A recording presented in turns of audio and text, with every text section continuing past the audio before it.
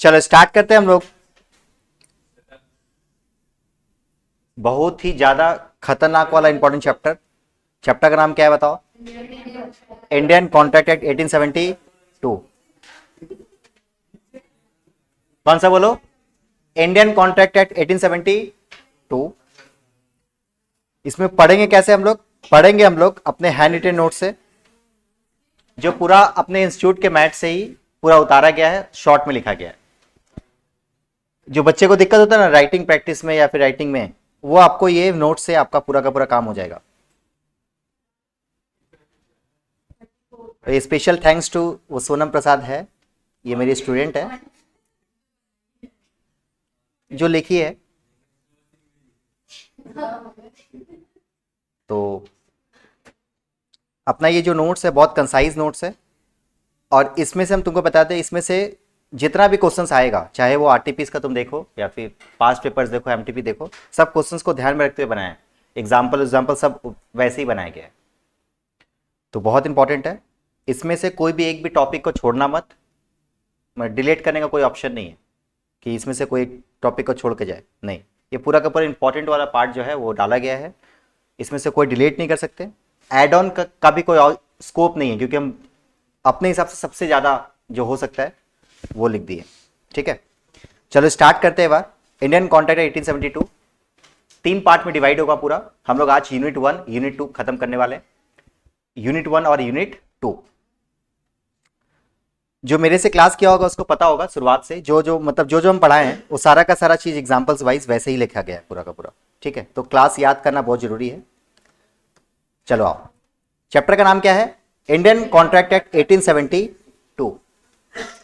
तुमको पहले बताते हैं, इंडियन कॉन्ट्रैक्ट एक्ट, इंडियन का मतलब होता है कि एप्लीकेबल कहां पे होगा? ये ऑल ओवर इंडिया होगा। नाम ही सब कुछ कहता है, राइट?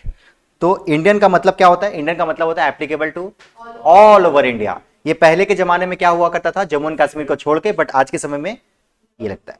उसके बाद सेकंड वर्ड जो सबसे इंपॉर्टेंट टॉपिक है, जो वर्ड है जो हम लोग आगे जाके पूरा का पूरा चैप्टर में पढ़ेंगे, वो है क्या? कॉन्ट्रैक्ट। कॉन्ट्रैक्ट क्या होता है बेसिकली? यहाँ पे ये इनफोर्सिबल होगा एग्रीमेंट, और दूसरा क्या है? इनफोर्सिबल। एग्रीमेंट और इनफोर्सिबल मिल के क्या बनता है? अपना कॉन्ट्रैक्ट बनता है। तो कॉन्ट्रैक्ट का मतलब क्या होता है? सेक्शन नंबर कौन सा? 2 क्लॉज H क्या बोलता है? कॉन्ट्रैक्ट कंस्टिट्यूट करने के लिए दो चीज होना जरूरी है, एक एग्रीमेंट, दूसरा क्या है? तो हम लोग क्या पढ़ेंगे? कॉन्ट्रैक्ट का मतलब क्या होता है? कॉन्ट्रैक्ट का मतलब होता है सेक्शन नंबर कौन सा बताओ? 2 क्लॉज H क्या बोलता है? Agreement enforceable by law. तो एक कॉन्ट्रैक्ट को क्रिएट करने के लिए दो एलिमेंट होना जरूरी है, एक है क्या? अग्रीमेंट, दूसरा क्या है? इनफोर्सिबिलिटी। उसके थर्ड वर्ड जो तुमको देखने को मिला वो क्या है? एक्ट। एक्ट के बारे में हम तुमको एकदम फर्स्ट क्लास में बताए थे कि एक्ट हमेशा एक्ट, ये एक्ट है, ये एक्ट नहीं है। ये एक्ट क्या है? ये एक्टिविटी वाला एक्ट है। तो जब भी हम लोग पूरे कंपनीज एक्ट को लिखेंगे या फिर कोई भी एक्ट में कोई भी लॉ लिखेंगे, तो हमेशा ध्यान रखना जब भी एक्ट वर्ड लिखोगे तो यही एक्ट माना जाएगा। ठीक है, सब चीज लिखने का एक तरीका है। जैसे मान लो द इंडियन कॉन्ट्रैक्ट 1872 लिखोगे तो यही तरीका से लिखोगे। ये वाला क्या, ये जो आई होगा ना वो क्या होगा? कैप होगा। सी क्या होगा? कैप होगा। ए क्या होगा? कैप होगा। और उसके बाद कॉमा के बाद 90 जो भी लिखना है आपको 1872 जो भी अपना जो है ये। ठीक है, उसके बाद देखो 1872 ऐसा लिखा हुआ है, इसका मतलब ये है कि ये एक्ट कब आया था? 1872 में आया था, 1872 में आया था। अच्छा, ये लाया होगा 1872, तुमको वर्ड से समझ में आ रहा है कब का है? ये कौन बनाया होगा? ब्रिटिश लोग बनाया होगा। तो उस समय हमारा जो देश था उसको क्या बोलते थे? इंडिया का इंडिया के जगह क्या वर्ड यूज होता था? British India. तो उस समय जैसे हम लोग यहाँ पे अभी पार्लियामेंट है ना लॉ बनाने के लिए, उस समय जो पार्लियामेंट हुआ करता था उसको क्या बोलते थे? Imperial legislative council. जो हमारा क्या ये इंडियन कॉन्ट्रैक्ट 1872 बनाया था, वो इनेक्टेड हुआ था।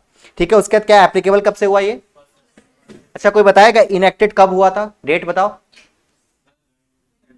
इनेक्टेड का डेट, इनेक्टमेंट का डेट और एक एप्लीकेबिलिटी का डेट, दो अलग अलग बताए थे क्लास में।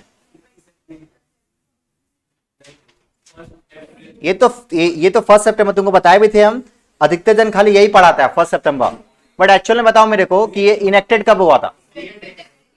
हाँ, देख ली क्या? ये क्या था? ये 25 अप्रैल, 25 अप्रैल को इनेक्ट हुआ था, बट ये एप्लीकेबल कब से हुआ? ठीक है, चलो उसके बाद यदि हम बात करें पूरे चैप्टर्स को हम लोग तीन पार्ट में डिवाइड कर सकते हैं। सेक्शन नंबर 1 से लेके 75, फिर 76 से लेके 123, फिर थर्ड पार्ट क्या है 123 से लेकर 238 तक। जहां पे अपना लास्ट वाला जो पार्ट है वो अपना हम लोग पढ़ेंगे इंटर वाले सिलेबस में। इंटर में हमारा ये सिलेबस में है, सीए या फिर सीएमए में, ये आपको इंटर में पढ़ने को मिलेगा। नाम क्या है? Special contract. 76 से लेकर 123 का जो पार्ट है वो कहां पे हटा के कहा क्या एक्ट बना दिया गया? सोगा एक्ट बना दिया गया। और फर्स्ट पार्ट को बोलते हैं क्या? जनरल, जो हमारे इस सिलेबस में पढ़ेंगे हम लोग। ठीक है, तो हमारा मेन जो फोकस होगा क्या होगा? वो सेक्शन नंबर 1 से लेकर 75 तक। ठीक है, उसमें बहुत सारा सेक्शन नहीं पढ़ना है अपने को। नेक्स्ट पॉइंट, अभी हम लोग स्टार्ट करते हैं। अभी यहां से स्टार्ट हुआ, ये हमारा हिस्ट्री था, बैकग्राउंड था जो हम लोग पढ़े पूरे चैप्टर में। अभी हम लोग पढ़ने जा रहे हैं कॉन्ट्रैक्ट का मतलब क्या होता है। सेक्शन नंबर कौन सा? 2 clause H. Section number 2 clause H क्या बोलता है? कॉन्ट्रैक्ट का मतलब दो चीज, an agreement enforceable by law. An agreement enforceable by law, उसे क्या बोलते हैं हम लोग? कॉन्ट्रैक्ट। अच्छा, एग्रीमेंट सेक्शन नंबर 2E में बताया गया है कि एग्रीमेंट का एग्जैक्टली मीनिंग क्या होता है। क्योंकि देखो ये दो वर्ड जो तुमको देखने को मिल रहा है, एक N agreement enforceable by law का मतलब हुआ कि एक एग्रीमेंट भी होना जरूरी है और उसके साथ साथ इनफोर्सिबिलिटी भी होना जरूरी है। तो इनफोर्सिबिलिटी का मतलब एग्जैक्टली क्या होता है पहले ये बताओ। इनफोर्सिबिलिटी का मतलब होता है, इसको दो पार्ट में डिवाइड कर सकते हैं। रख देना भाई मोबाइल। सर मेरा मोबाइल लेके रखिए सर। क्या फोटो क्लिक करे थे ना? हाँ, अभी हम रास्ते में अभी चाय पीने नीचे उतरे थे ना, अभी देखे थे हम 2-3 जन को देखे थे, फोटो क्लिक कर रहा था। बोले तुमको देखे थे, बाइक में बैठी हुई थी वो, नहीं याद रहता है वो। रख दो, देखो रखने का ऑप्शन है, देखो मोबाइल में, तो लॉक करो, रख दो, बस आ जाओ। तो कॉन्ट्रैक्ट हम लोग पढ़ने जा रहे हैं। क्या कॉन्ट्रैक्ट में section number 2H, 2 clause H क्या बोलता है? An agreement enforceable by law. यहां पे मतलब कॉन्ट्रैक्ट को कंस्टिट्यूट करने के लिए अपने दो एलिमेंट का होना जरूरी है, एक एग्रीमेंट, दूसरा क्या है? इनफोर्सिबिलिटी। इनफोर्सिबिलिटी के बारे में बात करें तो इनफोर्सिबिलिटी का एग्जैक्टली मीनिंग होता है क्या? Legal obligation. लीगल क्या है? ऑब्लिगेशन को क्या बोलते हैं हम लोग? इनफोर्सिबिलिटी। लीगल ऑब्लिगेशन के ऊपर अपना दो टाइप का सम्स आ सकता है एग्जाम में, दो टाइप का सम्स, इसके अलावा और कुछ नहीं आया। दो टाइप का सम्स, एक जो है सेक्शन नंबर 10 के बेस बना के, और एक है intention to create legal relationship. अपने ऊपर अपना जो है इसके ऊपर क्वेश्चन आ चुका है, ये क्लास में हम लोग बहुत सारा एग्जांपल के जरिए इसको समझे थे। Intention to create legal relationship क्या होता है, अभी हम लोग और पढ़ेंगे। ठीक है, तो अभी हम लोग क्या पढ़े कि कॉन्ट्रैक्ट का जो डेफिनेशन पढ़े थे उसको दो पार्ट में डिवाइड किया। पहला एग्रीमेंट, दूसरा क्या है? इनफोर्सिबिलिटी। इनफोर्सिबिलिटी के ऊपर क्या होता है? इनफोर्सिबिलिटी का मतलब होता है लीगल ऑब्लिगेशन, मतलब जो भी एग्रीमेंट लॉ के हिसाब से बनाया गया, लॉ के रूल्स एंड रेगुलेशन को फॉलो करके बनाया गया, उसको क्या बोलते हैं हम लोग? कॉन्ट्रैक्ट बोलते हैं। ऐसा कोई भी एग्रीमेंट जो कि लॉ के हिसाब से बनाया गया उसे क्या बोलते हैं? कॉन्ट्रैक्ट बोलते हैं। मतलब लॉ के हिसाब से नहीं बनाया गया उसे क्या बोलेंगे? सिर्फ एग्रीमेंट ही बोलेंगे, वो कॉन्ट्रैक्ट कभी नहीं हो सकता। ठीक है, अच्छा हम लोग अभी पढ़ने वाले हैं, जैसे कि यहाँ पे एक एग्जांपल दिया हुआ, देखो एग्जांपल के लिए ए जो है अपना कार बेचने के लिए रेडी हो गया बी को, कितना रुपए में? 2 लाख रुपए। ये क्या है? ये क्या है? ये नॉर्मल एग्रीमेंट है। ये क्या है? ये नॉर्मल अग्रीमेंट है। जब ये लॉ के हिसाब से बनाया जाए, लॉ के सारे रूल्स एंड रेगुलेशन को फॉलो करते हुए बनाया जाएगा, तो क्या बोलेंगे? इसको कॉन्ट्रैक्ट बोलेंगे। ठीक है, अच्छा यहाँ पे तुमको एक एग्जांपल दिए थे क्लास में, तुमको याद होगा कि तुम लोग यदि सीए फाउंडेशन कर रहे हो, तुम्हारे पापा तुमको बोले कि तुम सीए फाउंडेशन पास हो जा, तो तुमको हम क्या देंगे? क्या देंगे तुमको? क्या देने के लिए बोल रहे हैं? बाइक देंगे। चल बाइक देंगे, ठीक है। तुम बहुत मेहनत से अपना पास भी हो गया, पास होने के बाद जब पापा के पास गया, बोला कि आप बाइक के लिए पैसा मेरे को दीजिए, बाइक खरीदने जाना है। पापा बोले तुमको पैसे तो दे रहा है सी इंटर में एडमिशन कराने के लिए, बाइक के लिए नहीं, क्या दिया? सी इंटर में एडमिशन कराने के लिए दिए। तो यहाँ पे देखो ये जो कॉन्ट्रैक्ट हुआ, एक फादर और एक सन के बीच में जो कॉन्ट्रैक्ट हुआ था, ये कॉन्ट्रैक्ट बाइंडिंग है क्या? क्या हम अपने नहीं, कोई अपने पापा के ऊपर केस कर सकता है? नहीं कर सकता। क्यों नहीं कर सकता? पापा इसलिए, अगला खिलाता है इसलिए। क्या अगला खिलाता है इसलिए केस नहीं कर सकते? ये कुछ और भी है उसके पीछे, क्योंकि हम लोगों के यहाँ पे जो रिलेशनशिप है मेरे और पापा के बीच में, जो रिलेशनशिप है वो कौन सा रिलेशनशिप है? सोशल रिलेशनशिप है। रिलेशनशिप दो तरीके का होता है, एक होता है सोशल और दूसरा क्या? लीगल। ठीक है, लीगल और सोशल। तो लीगल रिलेशनशिप जो क्रिएट करता है उसको हम लोग कॉन्ट्रैक्ट बोलते हैं, जो सोशल क्रिएट करता है वो अपना कॉन्ट्रैक्ट नहीं माना जाता। इसके ऊपर एक क्वेश्चन आ गया था, तुमको हम क्लास में बताए थे कि मान लो एक हस्बैंड अपनी वाइफ को प्रॉमिस करता है कि तुमको हम इस एनिवर्सरी में क्या देंगे? एक नेकलेस गिफ्ट देंगे, ठीक है, और एज यूजुअल भूल जाता है, तो क्या उसकी वाइफ केस कर सकती है उसके ऊपर? क्योंकि सोशल। ठीक, आ जाओ। ये है obligation to maintain wife and sons, wife and sons वो दोनों का एग्जांपल को मर्ज कर दिया गया यहाँ पे। अब आते हैं क्या? अपना सेकंड पार्ट कॉन्ट्रैक्ट का। सेकंड पार्ट क्या है अपना? अग्रीमेंट। सेक्शन नंबर कौन सा बताओ? 2E क्या बोलता है? उसको डेफिनेशन को तोड़ेंगे तो डेफिनेशन याद होगा, हम तुमको तोड़ के क्लास में पढ़ाए भी थे। क्या होता है एग्रीमेंट? मतलब section number 2E, a promise और a set of promise, a promise और a set of promise forming the consideration for each other is known as what? Agreement. क्या बोलता है देखो एक बार, एक प्रॉमिस या फिर बहुत सारा प्रॉमिस, अ प्रॉमिस और a set of promise forming the consideration for each other is known as what? Agreement. एक ऐसा प्रॉमिस या फिर एक से ज्यादा प्रॉमिस जो एक दूसरे का कंसिडरेशन क्रिएट करता हो, उसे क्या बोलते हैं हम लोग? अग्रीमेंट बोलते हैं। ठीक है, याद रखना ऑफर प्लस एक्सेप्टेंस क्या होता है? प्रॉमिस। अब प्रॉमिस के साथ जब हम लोग जोड़ दे कंसिडरेशन को तो क्या बन जाता है? क्या बन जाता है बताओ? अग्रीमेंट। जो पापा अपने बेटे को बोले थे कि तुम पास हो जा तुमको हम ये देंगे, प्रॉमिस था, ये अग्रीमेंट भी नहीं था। क्या था ये प्रॉमिस था, अग्रीमेंट भी नहीं था। क्यों बताओ? क्योंकि पापा को इसमें कोई बेनिफिट्स ही नहीं था। रिजल्ट तुम्हारा आ रहा है, बाइक भी तुम्ही को मिलता, पापा को क्या? कुछ नहीं। तो पापा का कुछ कंसिडरेशन नहीं है, तो क्या है वो? प्रॉमिस है, बट वो एग्रीमेंट भी नहीं है। एग्रीमेंट के बाद यदि लीगल ऑब्लिगेशन क्रिएट होगा तब वो कॉन्ट्रैक्ट बनेगा। वो एग्रीमेंट भी नहीं बना, वो क्या बना? सिर्फ और सिर्फ प्रॉमिस ही बना। समझे क्या बात? पक्का क्लियर है? तो क्या एग्रीमेंट का डेफिनेशन हम लिख लेंगे, बताओ क्या होता है एग्रीमेंट में? सेक्शन नंबर 2E क्या है? अ प्रॉमिस और a set of promise forming the consideration for each other is known as what? Agreement. अब यहां पे सुंदर सा डिफरेंसेस दिया हुआ है किसके किसके बीच में? एग्रीमेंट और कॉन्ट्रैक्ट। एग्रीमेंट का डेफिनेशन कहां पे लिखा गया है? 2E में, और यहां पे कॉन्ट्रैक्ट में 2H में। इसका डेफिनेशन अपना डेफिनेशन यहां पे लिख लेना, ये स्पेस छोड़ा हुआ है कि आप यहां पे डेफिनेशन लिख सकते हो। एग्जाम में यदि क्वेश्चन पूछा कि एग्रीमेंट और कॉन्ट्रैक्ट के बीच में डिफरेंसेस लिखो, तो तुम पहले सेक्शन लिख सकता है, दूसरा तुम डिफरेंसेस ये डेफिनेशन लिख सकता है। कोई बताएगा कॉन्ट्रैक्ट का डेफिनेशन क्या है? An agreement enforceable by law. फिर कॉन्ट्रैक्ट का डेफिनेशन, ये एग्रीमेंट का डेफिनेशन, प्रॉमिस और a set of promise forming the consideration for each other is known as what? बोल भाई बोल, नहीं बोलेगा तो फिर दिक्कत है, बोलने का कोशिश करो। बैठा है तो उसको प्रोडक्टिव बनाओ। नेक्स्ट क्या बता? It includes what? It includes legal और लीगल और सोशल एग्रीमेंट। लीगल एग्रीमेंट हो या फिर सोशल एग्रीमेंट हो, दो पार्टी के बीच में लीगल रिलेशनशिप हो या फिर सोशल रिलेशनशिप है, दोनों का दोनों एग्रीमेंट क्रिएट कर सकता है। बट कॉन्ट्रैक्ट क्रिएट करने के लिए क्या होना चाहिए? सिर्फ और सिर्फ लीगल रिलेशनशिप ही होना चाहिए। ठीक है, next, it may not create legal relationship, यहां पे दे दिया है तुमको, नेसेसरी जरूरी है। All the agreements are not contract but all the contracts are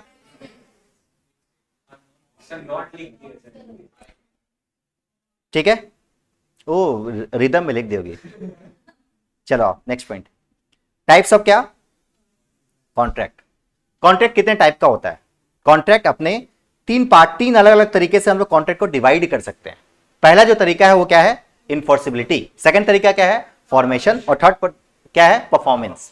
यदि हम बात करते हैं इनफोर्सिबिलिटी के हिसाब से, कॉन्ट्रैक्ट को कितने पार्ट में डिवाइड करें बताओ? 5 पार्ट में। कितने पार्ट में बताओ? 5। पहला वैलिड, दूसरा क्या है? वॉइड, तीसरा क्या है? चौथा क्या है? देख रहे, याद आ रहा है कि नहीं? बोलो। उसके बाद वॉइडेबल के बाद, उसके बाद ये 5 पार्ट में डिवाइडेड था। ठीक है, पढ़ के तो सब बता देगा। वेट ही कर रहे थे कब स्क्रॉल करेंगे तब बोलेंगे हम। चलो, पहला क्या था? Valid contract. वैलिड कॉन्ट्रैक्ट क्या होता है? सिंपल बताए तो ऐसा कोई भी कॉन्ट्रैक्ट जिसके अंदर में सारा का सारा एसेंशियल एलिमेंट्स मौजूद है। अभी एसेंशियल एलिमेंट्स क्या होता है? सेक्शन नंबर कौन सा? 10। सेक्शन नंबर 10 में लिखा गया एसेंशियल एलिमेंट्स की एक कॉन्ट्रैक्ट के अंदर में क्या क्या एसेंशियल एलिमेंट होने चाहिए, वो सारा का सारा चीज यदि किसी कॉन्ट्रैक्ट में है तो उसे क्या बोलेंगे? वो वैलिड बोलेंगे। और इसके अगेंस्ट में केस कर सकते हैं। समझे क्या? जैसे फॉर एग्जांपल यहां पे तुमको दिया हुआ है कि ए बोला बी को कि भाई तुम बाइक खरीदेगा क्या? 1 लाख रुपए में।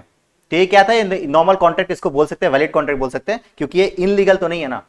दोनों का फायदा भी, एक को बाइक और दूसरे को 1 लाख रुपए, ऐसा कुछ। ठीक है। वॉइड कॉन्ट्रैक्ट क्या होता है बताओ तो? वॉइड कॉन्ट्रैक्ट क्या होता है? कोई बताएगा वॉइड कॉन्ट्रैक्ट? हाँ, वॉइड कॉन्ट्रैक्ट का मतलब हुआ कि कोई कॉन्ट्रैक्ट जो पहले तो वैलिड था बट कुछ ऐसा हो गया जिसके कारण कॉन्ट्रैक्ट बन गया क्या? वॉइड। जैसे तुमको बहुत सारा एग्जांपल तुमको क्लास में कराए थे। एक है वॉइड और एक होता है वॉइड एब इनिशियो। एक होता है वॉइड, एक होता है वॉइड एब इनिशियो। वॉइड एब इनिशियो का मतलब क्या होता है? जो शुरुआत से ही क्या है? वॉइड है। जैसे कि एक कॉन्ट्रैक्ट बना जिसमें कंसिडरेशन है ही नहीं, तो क्या है, वॉइड एब इनिशियो है, वॉइड एब इनिशियो है ना। बट मान लो हम किसी को दिए कि तू मेरा स्केच बना देना, हम किसी को दिए किसी को कि भाई तू मेरा स्केच बना देना, तो वो आधा स्केच बनाया और टपक गया बेचारा, तो बता मेरे को उसके ऊपर केस कर सकते क्या? कॉन्ट्रैक्ट पहले तो वैलिड था, जैसे ही वो भगवान को प्यारे हो गया वो क्या हो गया, वो वॉइड बन गया। तो पहले तो वैलिड था, कुछ कारण क्या बन गया, ये वॉइड बन गया। ठीक है, यहां पे जो कीवर्ड्स है जो आपके आंसर में रिफ्लेक्ट होना चाहिए वो क्या है, देखो एक बार, ceases to be enforceable by law become void when it ceases to be इनफोर्सिबल।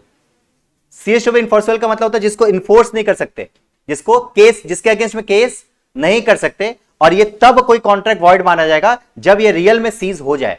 मतलब मान लो पहले तुम्हारे और मेरे बीच कोई कॉन्ट्रैक्ट बना था जिसमें कोई सामान मेरे को सप्लाई करना था, और वो सप्लाई पहले तो वैलिड था, बट अचानक से मोदी जी ऐसे आए और बोले कि अब इंडिया में ये सब सप्लाई नहीं होगा, तो अब ये कॉन्ट्रैक्ट क्या बन जाएगा, वॉइड। पहले तो वैलिड था, अब क्या हो गया, वो वॉइड। इसमें बहुत सारे एग्जांपल तुमको दिया हुआ है, आपके इंस्टीट्यूट के मैट में भी दिया हुआ है ये सब चीज। स्केच वाला एग्जांपल बहुत इंपॉर्टेंट है, एग्जाम में क्वेश्चन पूछा हुआ है इसके ऊपर। दूसरा कहता है राइटर वाला बुक याद है, मान लो तुम पब्लिशर है, हम तुम्हारे अगेंस्ट में तुम्हारे बिहाफ में एक बुक लिख रहे और आधा लिखे और फिर हम नहीं, मतलब नेक्स्ट पॉइंट क्या है, ए जो है बी को शुगर सप्लाई का वादा किया था, ठीक है, और अचानक से क्या आ गया, सुनामी आ गया। सुनामी आ गया तो कॉन्ट्रैक्ट पहले तो वैलिड था, बट सुनामी के कारण अब तो उसको हम लोग सप्लाई नहीं कर पाएंगे क्योंकि ट्रांसपोर्टेशन पूरा खराब हो चुका है, तो कॉन्ट्रैक्ट पहले तो वैलिड था, अब क्या हो गया, जो तुमको एग्जांपल दे रहे हैं डायरेक्टली हो सकता है एग्जाम में वही स्टोरी बना के आ जाए। ठीक है, तो तुमको क्वेश्चंस पढ़ते, तुमको एग्जाम्पल पढ़ते तुमको याद आ जाएगा क्या, ये तो आएगा वॉइड। अब आता है लिखने का बारी, लिखने के बारे में ध्यान रखना कि ये सब आपका कीवर्ड्स होना ही चाहिए। ठीक है, जैसे मान लो तुमको क्वेश्चंस पढ़ते तुमको समझ में आए कि ये कॉन्ट्रैक्ट कौन सा है, वॉइड कॉन्ट्रैक्ट है, तो जब वॉइड कॉन्ट्रैक्ट को जब एक्सप्लेन करेगा तो तुमको ये कीवर्ड्स होना चाहिए तुम्हारे में। ठीक है, आगे बढ़ते हैं। जैसे एग्जाम का बात बोलते हैं सब सब शांत हो जाता है। अच्छा है, सही है। नेक्स्ट पॉइंट देखो, वॉइडेबल कॉन्ट्रैक्ट क्या होता है, जो कॉन्ट्रैक्ट ना ही वैलिड है ना ही वॉइड है, ना ही वैलिड है ना ही वॉइड है। ये वैलिड भी हो सकता है, वॉइड भी हो सकता है, ये ऑप्शन के ऊपर डिपेंड करता है। किसके ऑप्शन, एक पर्टिकुलर एग्रीड पार्टी के ऊपर, उसे क्या बोलते हैं हम लोग, वॉइडेबल कॉन्ट्रैक्ट। जैसे फॉर एग्जांपल तुमको बताए थे हम कि मान लो कि कोई किसी को कोअर्सन किया, कोअर्सन मतलब क्या होता है, फिजिकली टॉर्चर करना, टॉर्चर करके उसको कॉन्ट्रैक्ट में सिग्नेचर करवा लिए, तो अब इसके ऊपर डिपेंड करता है कि इस कॉन्ट्रैक्ट को क्या माने, वैलिड माने या फिर वॉइड माने। ये यदि चुपचाप रह गई तो क्या होगा, कॉन्ट्रैक्ट वैलिड हो जाएगा, और यदि चुपचाप नहीं जाके मेरे अगेंस्ट में केस कर दी तो क्या कॉन्ट्रैक्ट माना जाएगा, वॉइड। ये इसके जब कोर्ट में जाएंगे हम लोग तो ये बोलेगी कॉन्ट्रैक्ट क्या था, ये वॉइड था, वॉइड। हम क्या बोलेंगे, वैलिड, हम बोलेंगे वैलिड, ये बोलेगी क्या, वॉइड। तो जब तक कोर्ट का आंसर नहीं आ जाता तब तक ये कॉन्ट्रैक्ट क्या माना जाएगा, वॉइडेबल। समझ में आया क्या, क्या लिखा हुआ देखो, enforceable at the option of one party. इसका एग्जांपल क्या है, कोअर्सन और अनड्यू इन्फ्लुएंस। कोई बताएगा अनड्यू इन्फ्लुएंस क्या होता है,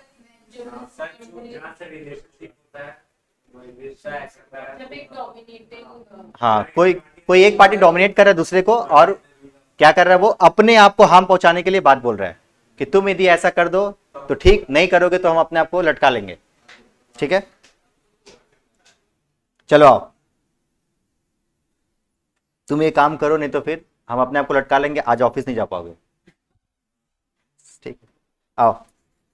इनलीगल कॉन्ट्रैक्ट क्या होता है, अपने आप में क्या है, वॉइड एब इनिशियो है। वॉइड एब इनिशियो का मतलब शुरुआत से क्या है, ये वॉइड है, पहले वैलिड होके फिर वॉइड नहीं हुआ, ये शुरुआत से क्या है, वॉइड है। उसके बाद oppose to the public policy, उसे क्या बोलते हैं हम लोग, इनलीगल कॉन्ट्रैक्ट बोलते हैं, जिसे मर्डर का कॉन्ट्रैक्ट बनाया गया। अच्छा, अनइनफोर्सेबल कॉन्ट्रैक्ट क्या होता है, देखो जो नॉर्मली वैलिड था बट कुछ टेक्निकल डिफेक्ट्स आ गया उसमें, तो क्या बन गया वो, जैसे फॉर एग्जांपल तुमको क्लास में बताया था, ये वाला बताएगा कोई, टाइम बार्ड डेप्थ। एग्जाम में यदि क्वेश्चन पूछ दिया तो तुमको तुरंत तुम्हारे माइंड में आना चाहिए टाइम बार्ड डेप्थ का क्वेश्चन है, मतलब इसका आंसर क्या होगा, अनइनफोर्सेबल कॉन्ट्रैक्ट। समझे क्या, अब अनइनफोर्सेबल कॉन्ट्रैक्ट टाइम बार्ड डेप्थ का मतलब एग्जैक्टली होता है, इसमें एक इंडिया में एक लॉ है, उस लॉ का नाम क्या है, लिमिटेशन एक्ट। लिमिटेशन एक्ट क्या बोलता है कि यदि आप किसी से आप पैसा पाते हो तो आपके पास पावर है कि आप उसके अगेंस्ट में केस कर सको, बट आपके पास जो पावर है ये 3 साल तक का ही पावर है। 3 साल जैसे ही लैप्स हुआ उसके बाद आप उसके ऊपर केस नहीं कर सकते। ठीक है, क्योंकि अब ये बन जाता है, ये टाइम बार्ड डेप्थ बन जाता है, ये डेप्थ क्या बन जाता है, बार्ड बन जाता है। ठीक है, इसको बोलते टाइम बार्ड डेप्थ। ठीक है, तो पहले कॉन्ट्रैक्ट क्या था, वैलिड था, अब जैसे 3 साल बीता क्या बन गया, ये वॉइड नहीं, अनइनफोर्सेबल। हाँ बोलो, कुछ पूछ रहा था ना कोई, नहीं।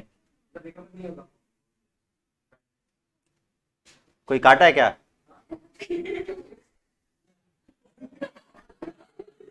नहीं, तुम रिलेट कर पाया ना, इसलिए हम पूछे।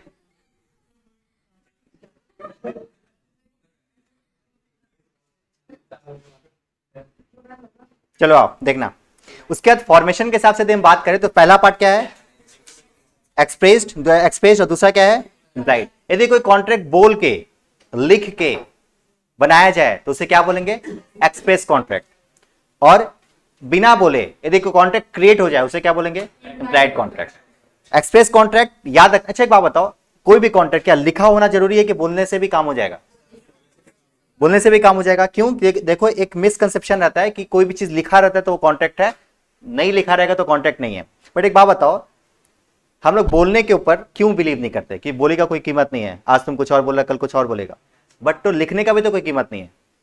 सिग्नेचर तो मेरे जगह पे ये भी कर सकती है, कुछ भी सिग्नेचर तो करना है, कोई भी कर सकता है। तो जितना जितना वैलिड वो रिटन वाला डॉक्यूमेंट है उतना ही वैलिड बोली भी है।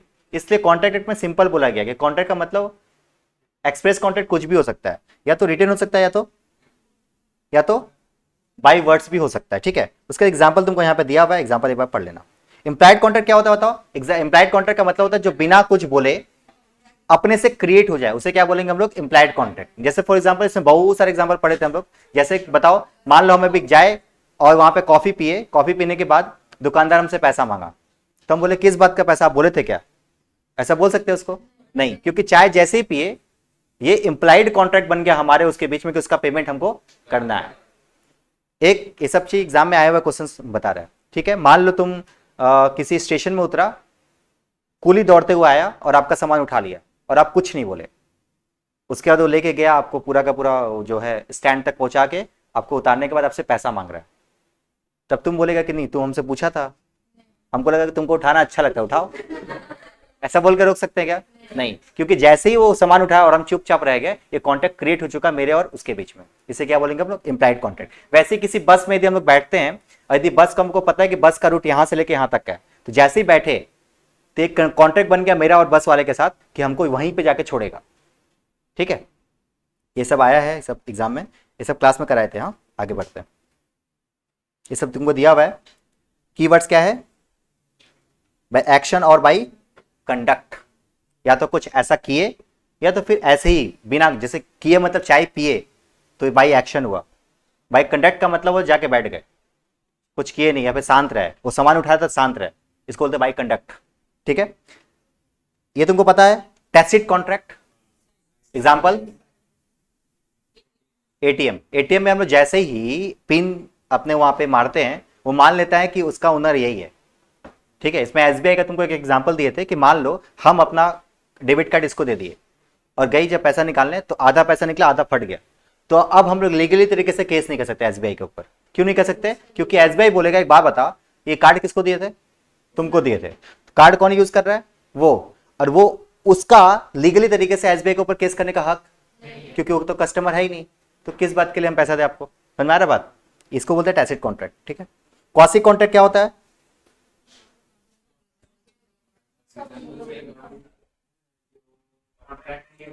एक वर्ड है quasi contract, is not a contract, it is a resemble to contract. Resemble to contract का मतलब होता है जो कॉन्ट्रैक्ट तो नहीं है बट बन चुका कॉन्ट्रैक्ट है। बन चुका कॉन्ट्रैक्ट मतलब कुछ ऐसा किए और वो कॉन्ट्रैक्ट क्रिएट हो गया, मतलब एक लायबिलिटी की तरह वो कॉन्ट्रैक्ट हमारे पास रहा, उसे बोलते हैं क्या? Quasi contract. जैसे फॉर एग्जांपल मेरे पास यदि कोई वॉलेट मिला, रास्ते में मेरे को 2 करोड़ का मान लो पैसा मिला, ठीक है, बैग मिला भाई, बैग बैग बैग बैग मिला, बैग में 2 करोड़ रुपया मिला। ठीक है, ठीक है, पेटी मिला, पेटी में तुमको 2 करोड़ रुपया मिल गया मान लो। फील करो ना, वो ज्यादा अच्छा लगता है। 2 करोड़ तुमको मिला, कहां पे मिला छोड़ दो, जलन जलन जेलिशी, तो ठीक है चलो 5 करोड़ रुपया मिला हमको, 5 करोड़ रुपया हमको मिला, तो ये मेरा ड्यूटी बनता है कि इसका जो ट्रू ओनर है जब तक नहीं आ जाता तब तक हम उसको अपने पास अच्छे तरीके से रखें। ठीक है, ये था वॉलेट। दूसरा क्या है कि एक और एग्जांपल डॉगी वाला, कि डॉगी यदि खो गया किसी का, यदि हम उसको पकड़ के लेके आए तो उसको प्रॉपर तरीके से ड्यू केयर रखे, जब तक कि उसका ओनर ना मिल जाए। ठीक है, नेक्स्ट।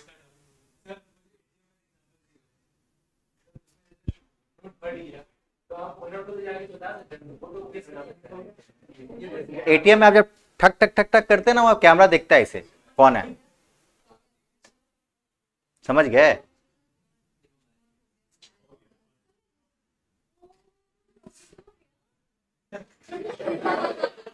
क्या हो गया, डॉगी हो गया? आ जाओ। अब आप परफॉर्मेंस के हिसाब से कॉन्ट्रैक्ट को बात करें तो कितने पार्ट में डिवाइड करें? देखो, पहला है एग्जीक्यूटेड, दूसरा क्या है? एग्जीक्यूटरी। एग्जीक्यूटेड कॉन्ट्रैक्ट का मतलब सिंपल वर्ड में बताया तो वो कॉन्ट्रैक्ट जो कि कंप्लीट हो चुका है, एग्जीक्यूटेड या फिर हो रहा है। एग्जीक्यूटरी मतलब, एग्जीक्यूटरी मतलब इंग्लिश नहीं पढ़ रहा भाई, लॉ पढ़ रहा है।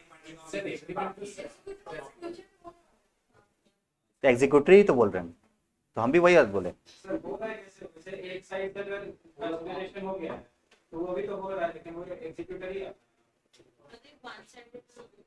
देख देख उधर देखना,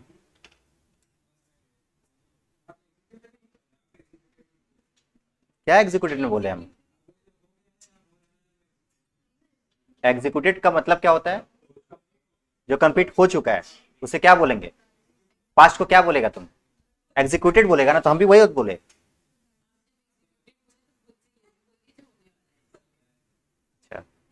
तो तू मेरा भूल पकड़ रहा है।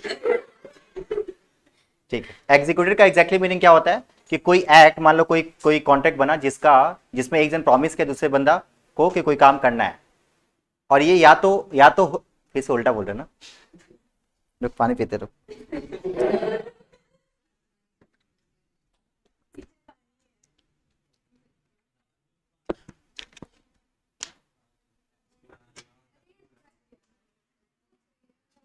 देखो, एग्जीक्यूटेड का मतलब होता है पास्ट कॉन्ट्रैक्ट को क्या बोलेंगे हम लोग?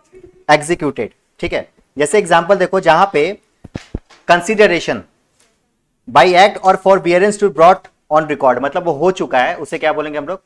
एग्जीक्यूटेड। जैसे फॉर एग्जांपल तुमको यहां पे दिया हुआ है कि ए बी के साथ कॉन्ट्रैक्ट बनाया, क्या क्या करने का?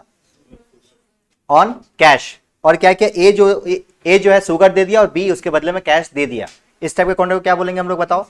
एग्जीक्यूटेड। एग्जीक्यूटरी को दो पार्ट में डिवाइड कर सकते हैं, एक है यूनिलैटरल, दूसरा क्या है? बायलैटरल।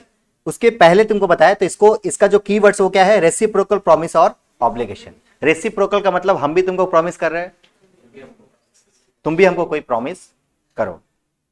ठीक है, इसको बोलते हैं क्या? रेसिप्रोकल प्रॉमिस है, दोनों जन एक दूसरे को प्रॉमिस कर रहा है। जैसे अभी करवा चौथ में हुआ ना, वैसा।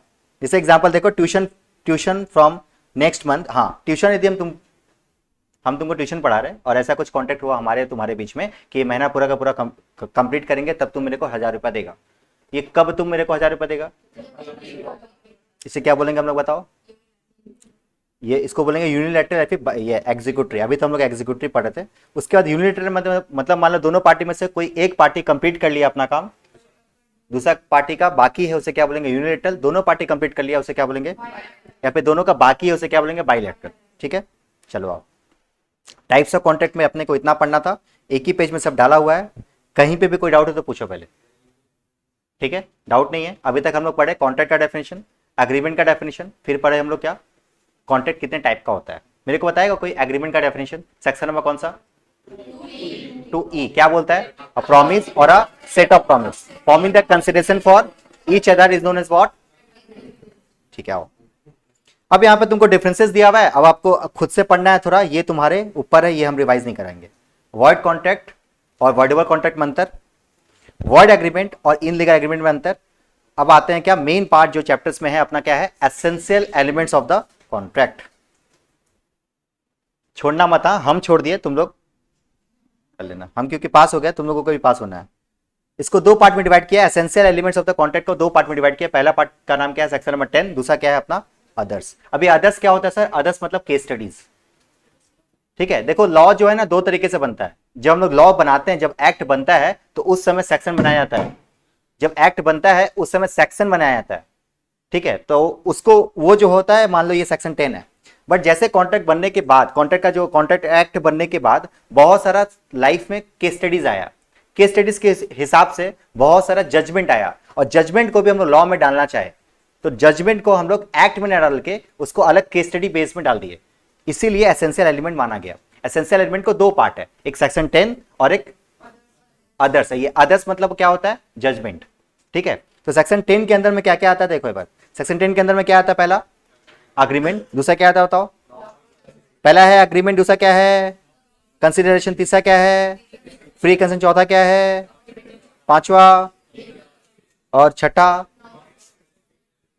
अच्छा, अदर के केसेस में क्या क्या है, पहला कॉन्ट्रैक्ट को क्रिएट करने के लिए देयर मस्ट बी एटलीस्ट दो आदमी का होना जरूरी है। दूसरा क्या है, intention to create legal relationship, और तीसरा क्या है लीगल फॉर्मेलिटीज जो उसको फुलफिल करो, और सर्टेनिटी होना चाहिए, और क्या है पॉसिबल टू परफॉर्म होना चाहिए। ऐसा ना हो कि ऐसे ही फालतू का कोई एग्रीमेंट कॉन्ट्रैक्ट बना दिए। ठीक है, अब आते हैं कि चीज को हम लोग पढ़ने वाले ये वाला पार्ट को। ठीक है, आओ पहला क्या है बताओ, टू पार्टीज। टू पार्टीज में पता है एक केस स्टडीज था बहुत फेमस केस स्टडीज। अच्छा, हमको लगा कि यहीं तक रखे हैं।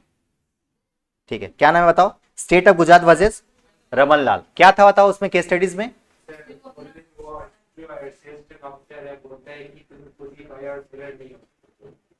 गलत। वो उसको सेल करने के लिए उस पे टैक्स चार्ज कर रहा था, तो वो बोला कि मेरा ही प्रॉपर्टी है बिकॉज ना ना ना ना ना ना, सिंगल पार्टी है तो इसमें टैक्स। आओ देखो, मेरा दुर्गा प्रसाद वर्सेस बलदेव बोलो या फिर सब में सबका शकल सेम ही होता है मेरे में। ठीक है, इससे ज़्यादा ड्राइंग आता नहीं हमको। तो क्या हुआ देखो, तीन बंदा था जो पार्टनरशिप बिजनेस कर रहा था, अचानक से वो लोग डिसॉल्व करने जा रहा है पार्टनरशिप को। और डिसोल्यूशन में हम लोग पढ़े थे क्या, एसेट्स का बंटवारा करते हैं हम लोग, करते हैं ना, एसेट्स का बंटवारा कर रहे थे। तीन पार्टनर थे हम लोग, तीनों पार्टनर अपने पार्टनरशिप को बंद के एसेट्स का बंटवारा कर रहे हैं। सेल्स टैक्स ऑफिसर बोल रहा है अच्छा एसेट्स का बंटवारा कर रहा है, किसका एसेट्स किसके पास जा रहा है, पार्टनरशिप का एसेट्स पार्टनर्स को जा रहा है। ठीक है, कौन बोल रहा है, सेल्स टैक्स ऑफिसर बोला अरे पार्टनरशिप का एसेट्स कौन ले रहा है, पार्टनर्स ले रहा है, दोनों अलग अलग इंसान है तो सेल्स टैक्स देना पड़ेगा। ये केस स्टडीज आया। अल्टीमेटली ये वर्डिक्ट आया कि भाई कॉन्ट्रैक्ट को क्रिएट करने के लिए there must be at least two parties. अब क्योंकि पार्टनरशिप में क्या है, लायबिलिटी क्या है, लायबिलिटी क्या है, अनलिमिटेड है ना लायबिलिटी। मतलब जो पार्टनरशिप है वही पार्टनर है, जो पार्टनर है वही जो चाचा है, बोलो वही भतीजा है, जो भतीजा। डायरेक्ट नहीं सुना तुम लोग पिक्चर में, हसीना मान जाएगी पिक्चर एक। नहीं मानेगा तो समझ रहे हो, तो शकल के ऊपर भी डिपेंड करता है ना।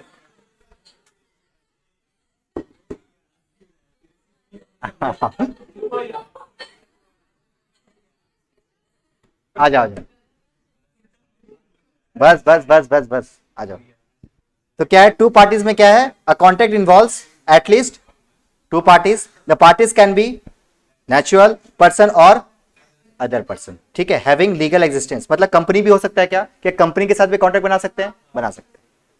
ठीक है, चलो तो इसका मेन स्टोरी यही हुआ कि क्योंकि ट्रांजेक्शन नहीं हुआ, क्योंकि दो पार्टी के बीच में ट्रांजेक्शन और कॉन्ट्रैक्ट होता है और दोनों पार्टी क्या है, सेम है, तो टैक्स देना नहीं है अपने को। नेक्स्ट पॉइंट क्या था बताओ, ये तो केस स्टडी सबको याद होगा, must intend to create legal relationship. Case study का नाम क्या है बताओ, हस्बैंड वाइफ केस। क्या था बताओ, बताएगा कोई,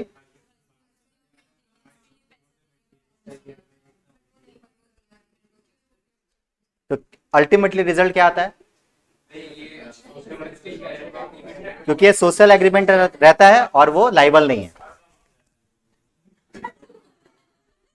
एक बात बोल के खत्म, घर का मामला है घर में समझो। ठीक है, समझाने के दरकार नहीं, आगे बढ़े। ठीक है, आगे देखो एग्जाम्पल में, देखो वही वाला एग्जाम्पल।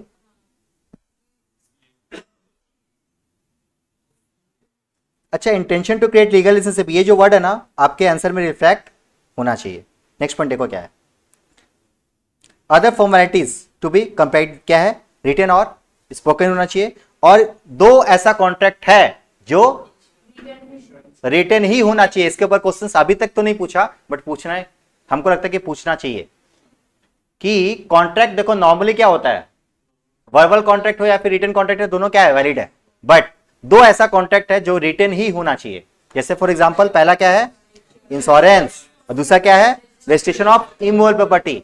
आप कभी प्रॉपर्टी का ओनरशिप ट्रांसफर करोगे तो हमेशा वो रिटन होना चाहिए, बोलने से नहीं होगा।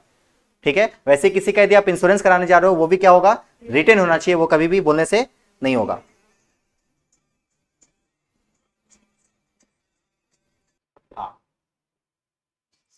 चलो आओ देखो। हाँ, तो पॉइंट नंबर 4 है, क्या क्या बोलता है, बोलो। Terms must be what, certain. Terms क्या होना चाहिए, सर्टेन होना चाहिए। ठीक है, उसमें एक एग्जांपल दिए थे, याद है? सर कुछ एग्जांपल था, याद है?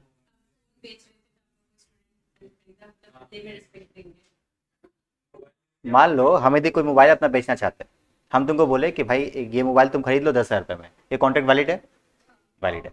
बट तुमको मान लो ऐसा कुछ फालतू का, ऐसे ऐसे ही तुम मेरा मोबाइल खरीद लो, या फिर हम तुम्हारे स्टूडेंट हैं, मान लो हम तुमको बोल रहे हैं कि सर आप अपना मोबाइल दे दीजिए, हम उसके बदले में आपको क्या करेंगे, इज्जत देंगे।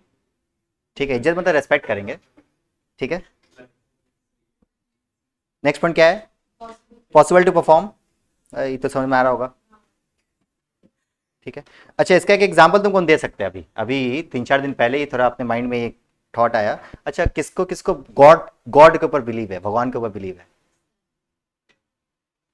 फेवरेट भगवान तुम ही को पकड़ते, बताओ फेवरेट भगवान जिसको सबसे ज्यादा मानती हो।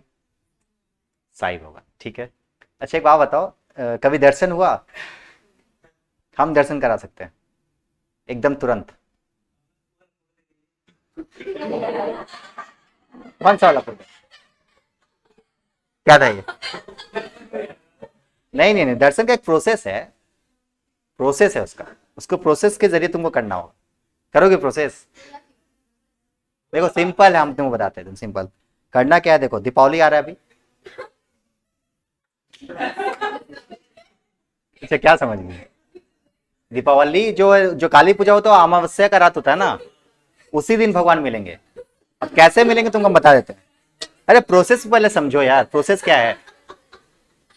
पटाखे वगैरह जलाती हो तुम? बहुत कम। ठीक है, आज क्या करना, पटाखा लेके आना, उसका जो बारूद होता है, बारूद उसको हाथ में से रगड़ना। बात समझ पहले, तुरंत यदि आशीर्वाद चाहिए तो तुमको ये करना पड़ेगा, तुरंत भगवान का तुरंत आशीर्वाद। क्या करना, बारूद लेना हाथ में, इस तरीके से रगड़ना, और आरती उरती तो की होगी भगवान का, वहीं पे जाके आरती ले लेना।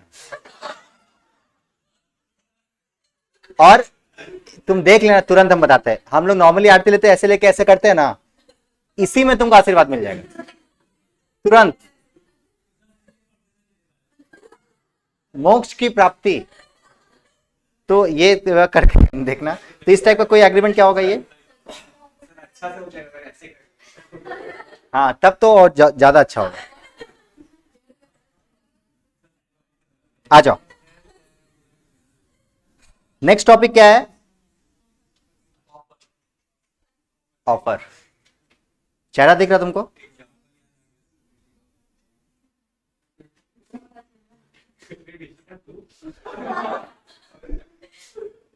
नहीं नहीं नहीं, ये हंस रहा ना, इसके ऊपर मीनिंग है भाई। ये हंस क्यों रहा है बताओ तो? नहीं, ये ऑफर है। एक वर्ड है ना, हंसी तो फंसी, ये हंस रही है मतलब वो ऑफर है।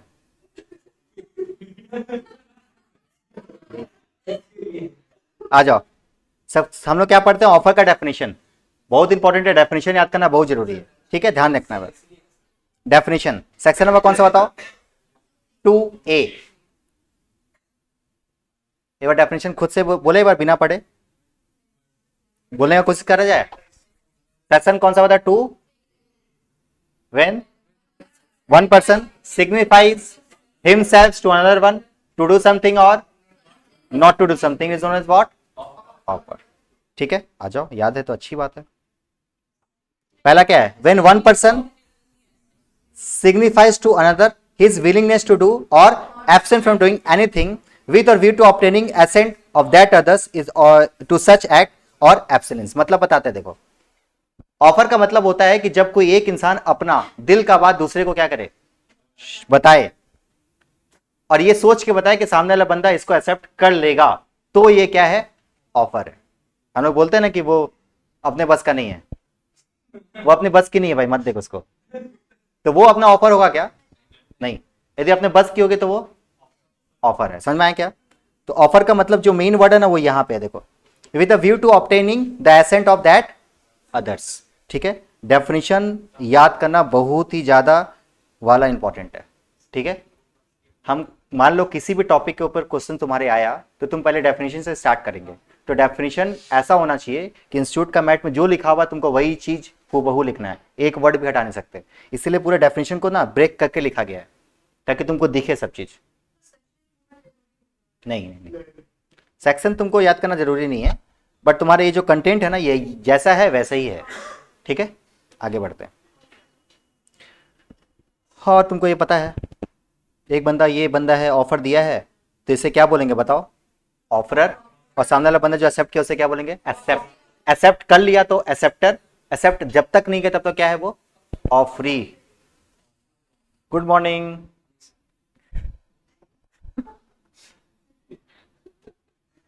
अभी सो के उठा ना तुम, आ जाओ। कितने बजे आया तुम क्लास में? अच्छा, क्लास तुम लोगों का कब से चालू हुआ? आ जाओ। फिर हम लोग क्या पढ़े, विलिंगनेस। विलिंगनेस में दो पार्ट में हो सकता है, टू डू और नॉट टू डू। मतलब willingness to sell his goods, ये एग्जांपल तुमको दिया हुआ है कि भाई, पहला एग्जांपल तुमको दिया हुआ है कि हम तुमको सामान अपना बेचना चाहते हैं, आप खरीदना चाहते हो क्या, ये ऑफर था कोई काम करने के लिए, टू डू समथिंग। और एक ऑफर हो सकता है कोई काम ना करने के लिए भी ऑफर हो सकता है। हाँ, जैसे फॉर एग्जांपल मान लो हम और कोई और एक पार्टी जो है फाइनल में पहुंचा कोई डांस के प्रोग्राम में, और हम चाहते हैं कि वो परफॉर्म ना करे, तो उसको हम ऑफर दिए कि भाई तुम परफॉर्म मत करना, इसके बदले में तुम मेरे से पैसा ले लेना। तो ये क्या है, कोई काम ना करने के लिए ऑफर दिया गया। ठीक है, नेक्स्ट पॉइंट। और जो मेन टॉपिक है क्या है, एसेंट ऑफ अदर्स। मतलब क्या होता है, एसेंट ऑफ अदर्स का मतलब होता है बिना एसेंट्स के हम लोग कभी भी वो ऑफर कंप्लीट नहीं माना जाएगा। मतलब जब तक हम लोगों को ऐसा ना लगे कि सामने वाला बंदा एक्सेप्ट कर लेगा तब तक वो ऑफर नहीं है। अरे भाई, बीटीएस का बहुत सारा फैन है अभी, मान लो बीटीएस का कोई कोई कोई बीटीएस का, ठीक है, तुम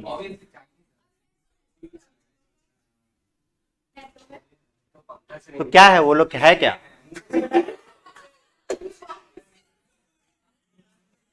तुम तो उसके फैन है, तुम वो लोग क्या है? नहीं, वो तो ठीक है, जेंडर जेंडर का बात कर रहे हैं, लड़की है ना, लग तो नहीं रहती।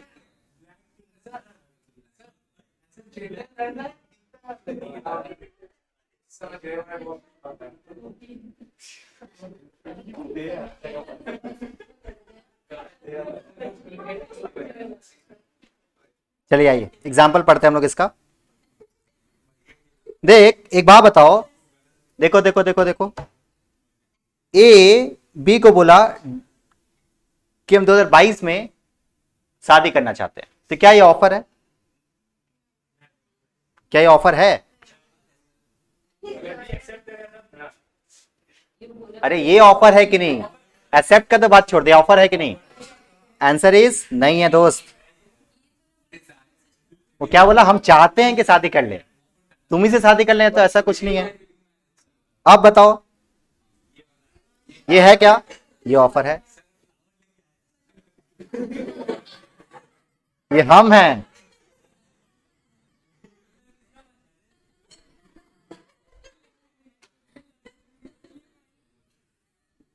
चलो आओ, गलत जगह पे टैग हो गया ना ये।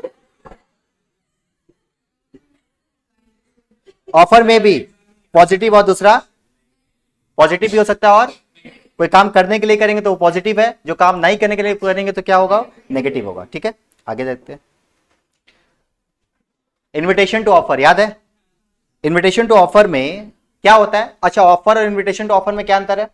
तुमको हम 4 5 6 7 एग्जांपल दिए थे क्लास में।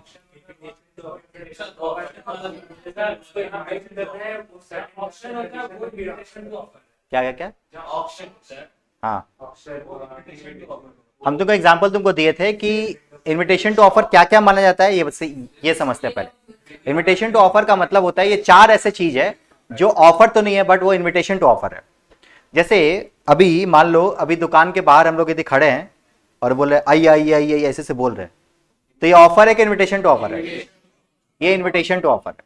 उसको ऐसे टान के लेके आए, जैसे हम लोग वो स्प्लैनेड में जाते हैं तो हाथ पकड़ लेता है, चलिए चलिए चलिए चलिए। तो हाथ पकड़ा ना, तो क्या इनविटेशन टू ऑफर था। और एक बार लेके गया, उसके बाद बहुत सारा कपड़ा दिखाया, वो सब क्या था? ऑफर था। उसमें से एक चूज किए, वो क्या था? एक्सेप्टेंस था। इनविटेशन टू ऑफर, ऑफर और इनविटेशन, ये एक्सेप्टेंस बनता समझ में आया? इनविटेशन टू ऑफर का मतलब कोई गुड्स यदि मान लो कोई कपड़ा मान लो डिस्प्ले में लगा हुआ है कोई दुकान के, तो क्या है वो? इनविटेशन टू ऑफर है। इसके अगेंस्ट में केस मिस लाली का एक केस था, याद है? बहुत इंपॉर्टेंट है, वो पढ़ के जाना। क्या था वो केस, याद आ रहा है? कि एक मिस लाली थी, वो एक मॉल में घूमने जाती है, देखती है कि वहां पे डिस्प्ले में एक अच्छा कपड़ा था, उसको देख के दौड़ते हुए जाती है कहाँ पे? कैशियर के पास, दुकानदार के अंदर में, मतलब वो शॉपकीपर के पास, बोलते है कि ये वाला कपड़ा मेरे को दे दीजिए। शॉपकीपर उसको ऐसे देखता है, बोलता है यदि ये कपड़ा हम आपको दे देंगे तो कपड़ा का बेइज्जती होगा, इसलिए कपड़ा आपको हम नहीं देंगे। तो फिर अब उसको गुस्सा आता है, गुस्सा आने के बाद वो केस करने जाता है, वो केस करने जाती है शॉपकीपर के ऊपर। तो तुम्हारा केस एग्जाम में यही आया था कि बताओ केस कर सकती कि नहीं कर सकती? क्योंकि ये ऑफर नहीं है, ये इनविटेशन टू ऑफर है, इसलिए वो केस नहीं कर सकती। ठीक है, अच्छा। और क्या था? 4 पॉइंट था। दूसरा तुमको एग्जांपल दिए थे कि मान लो हमको कोई एक प्रॉपर्टी को बेचना है, उसका ऑक्शन कराना है, तो हम क्या किया, एक न्यूज़पेपर में ऐड ला रहे कि जिसको जिसको एक प्रॉपर्टी खरीदना है वो 20 तारीख को कोलकाता का इस वाले जगह पे आ जाओ। मुंबई का एक बंदा वो न्यूज़पेपर को पढ़ के बेचारा आ गया, अपना पूरा खर्चा वर्चा किया, मस्त आ गया, 4-5 हजार रुपया उसका खर्चा हो चुका, और आके देख रहा है कि कोई वहां पे है ही नहीं। तो अब वो चाह रहा है उसके ऊपर केस करने का कि भाई तुम मेरे को ऑफर दिया था, हम उसको एक्सेप्ट किए, बट तुम वहां पे मौजूद नहीं है। तो क्या केस कर सकता है? आंसर नहीं कर सकता, क्योंकि ऑक्शन सेल भी क्या माना जाता है? Invitation to offer. पहला क्या होता है? Display of goods. दूसरा क्या होता है? Auction sale. तीसरा क्या होता है? मान लो कोई कंपनी अपना शेयर मार्केट में इश्यू करती है, तो कंपनी जब शेयर मार्केट में इश्यू करती है, तो हम लोग इश्यू ऑफ शेयर चैप्टर में पढ़े थे कि ओवर सब्सक्राइब भी हो सकता है और अंडर सब्सक्राइब भी हो सकता है, याद है? ज्यादा भी खरीद सकता है और कम भी खरीद सकता है। तो मान लो ज्यादा सब्सक्रिप्शन हो गया, तो क्या वो ऑफर हो गया? नहीं, वो क्या बनाया था? वो इनविटेशन टू ऑफर है। जब तक कि उसको अलॉट ना कर दिया जाए शेयर, तब तक क्या है वो? देखो, इनविटेशन टू ऑफर ऑफर बनते, जैसे मान लो स्कूल है, स्कूल में सीट है, मान लो क्लास 11 में उसको एडमिशन लेना है 50 जन का, 50 स्टूडेंट का सीट है, तो क्या वो फॉर्म 50 ही निकालेगा कि ज्यादा निकालेगा? ज्यादा निकाला, मान लो 60 फॉर्म निकाला, 60 फॉर्म लेके गए लोग, मान लो 55 लोग आके अप्लाई भी कर दिए, तो 50 जन का ही एडमिशन हो पाएगा, 5 जन का नहीं हो पाएगा। तो 5 जन क्या केस करेगा क्या स्कूल के ऊपर? नहीं कर सकता, क्योंकि वो ऑफर नहीं था, वो क्या था? इनविटेशन टू ऑफर था। ठीक है, अब यहाँ पे आइए, उसके बाद हम लोग देखेंगे एलिजिबिलिटी क्राइटेरिया वगैरह वगैरह, ऐसा करके हम लोग, मेरे पास सीट होगा तो आपको एडमिशन लेंगे। क्या है? इन्विटेशन टू ऑफर था। तो तीन बताया, बताओ क्या क्या था? Option sell, display, IPO issue, और हाँ, ये quotation of price. Quotation of price का मतलब क्या होता है? कोई मेरे से बोला कि सर मेरे को बताइए लैपटॉप का दाम कितना, तो हम बोले 40,000। इसका मतलब ये तो नहीं कि लैपटॉप बेच रहे हैं हम, नेक्स्ट डे वो 40,000 पर लेके आ गया, नहीं सर दीजिए दीजिए दीजिए, ऐसा हो सकता है क्या? ये ऑफर नहीं था, क्या था? ये इनविटेशन टू ऑफर था। ठीक है, यहाँ पे तुमको डेफिनेशन दिया गया है, ये डेफिनेशन को जरूर से पढ़ना। इनविटेशन टू ऑफर यदि आएगा तो आपका कंटेंट आएगा। ठीक है, मेन कीवर्ड्स आते हैं क्या? ऑफर और इनविटेशन टू ऑफर में अंतर बताओ, तो दोनों में से कौन पहले आएगा? पहले वो टान के लेके जाएगा तब तो दुकान में जाएंगे। जो टान के लेके जाएगा मतलब क्या होगा? देख, लास्ट पॉइंट क्या है? Invitation to offer is always act as a precedent to the offer. Offer के पहले आएगा, ये क्या आएगा? इनविटेशन टू ऑफर के बाद आएगा। उसका तुमको डेफिनेशन वगैरह दिया हुआ है और 4 पॉइंट लिख लोगे, ये वाला थोड़ा पढ़ लेना है बार। हाँ, ये आपके ऊपर है, होमवर्क। अभी होमवर्क का समय तो नहीं है, अब तो डायरेक्टली एग्जाम का समय है। आए, अब पढ़ते हैं क्या? Kinds of offer. ऑफर कितने टाइप का होता है? पहला क्या है बताओ? दूसरा क्या बताओ? तीसरा क्या बताओ? चौथा, पांचवा? ठीक है, पहला क्या है बताओ? यदि हम कोई ऑफर दिए और हम बोले कि भाई कोई भी चाहे तो एक्सेप्ट कर सकता है। ठीक है, कोई भी चाहे तो एक्सेप्ट कर सकता है, उसे क्या बोलेंगे हम लोग? General offer. मतलब मान लो आर्यन मान लो अभी सारी.com में अपना एक प्रोफाइल बनाया। ये जो सारी.com में जो, अच्छा दरकार नहीं है उसको,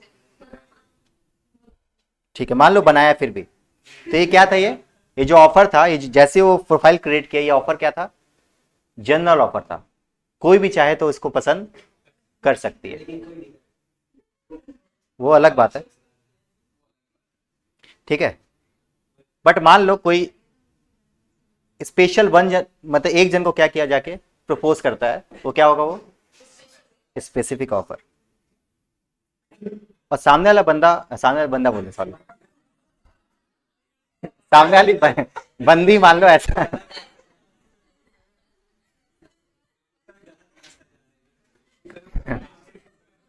छोड़ना, अब लीगल हो गया, अब चलेगा।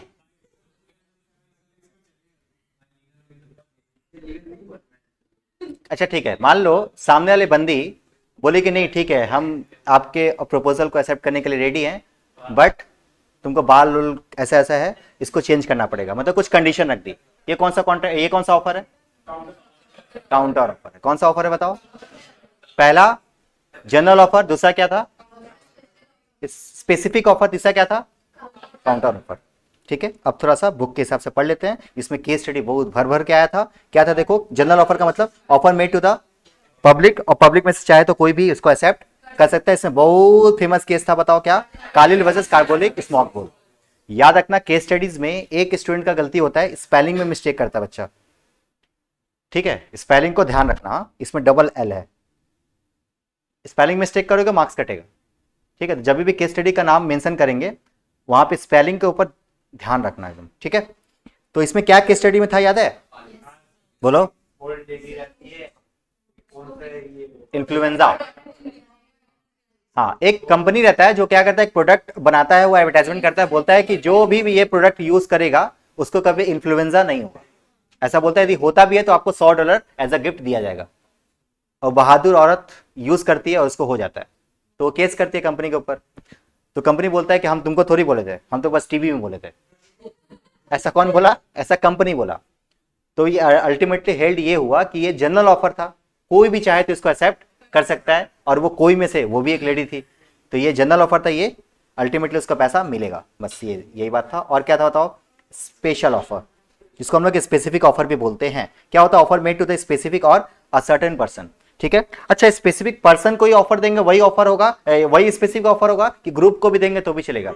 अभी जैसे मान लो ऑफर दिए कि ये पेन सिर्फ लड़कियों के लिए, तो क्या ये स्पेसिफिक है कि जनरल है, स्पेसिफिक है।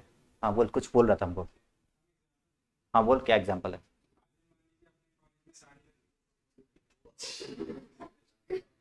देखो बाहर देख लेगा सबको।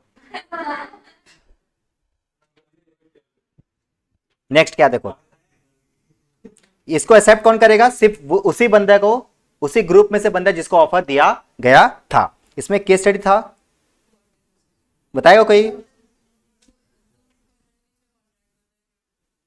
हाँ बॉल्टन वर्सेस जॉन।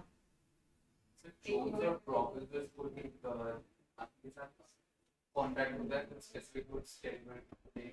अब जब प्रोफेसर्स का डेथ हो जाता है तब तो वो कंपनी बोल्टन के पास जाता है। अब बोल्टन वो ऑफर को एग्जीक्यूट करने से मना कर देता है।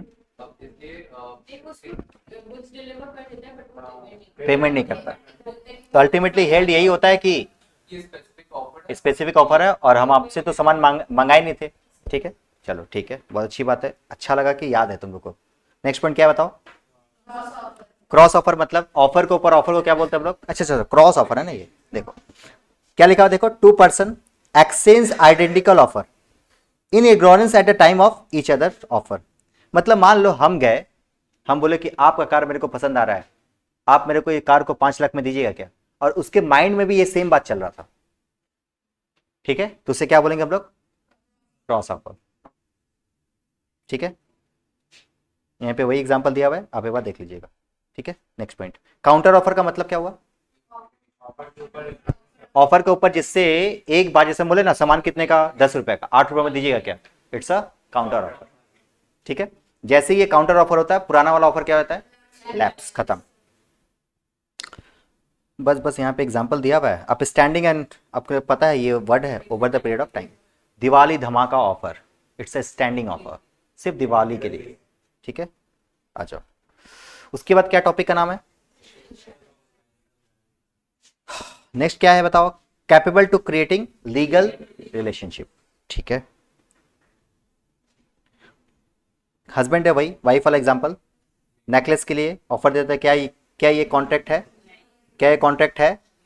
नहीं है। ठीक है, वाइफ का शक्ल देख।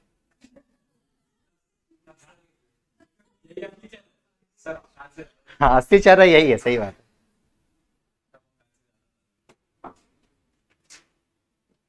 उसके बाद क्या लिखा है? It must be certain, defined and not wagyu. फालतू का कोई ऑफर नहीं होना चाहिए। फालतू का ऑफर वही तुमको बताते हैं, सर आप ये मोबाइल दीजिएगा क्या, हम आपको उसके बदले में इज्जत देंगे। क्या ये वैग्यू था ना? फालतू का ऑफर था ये।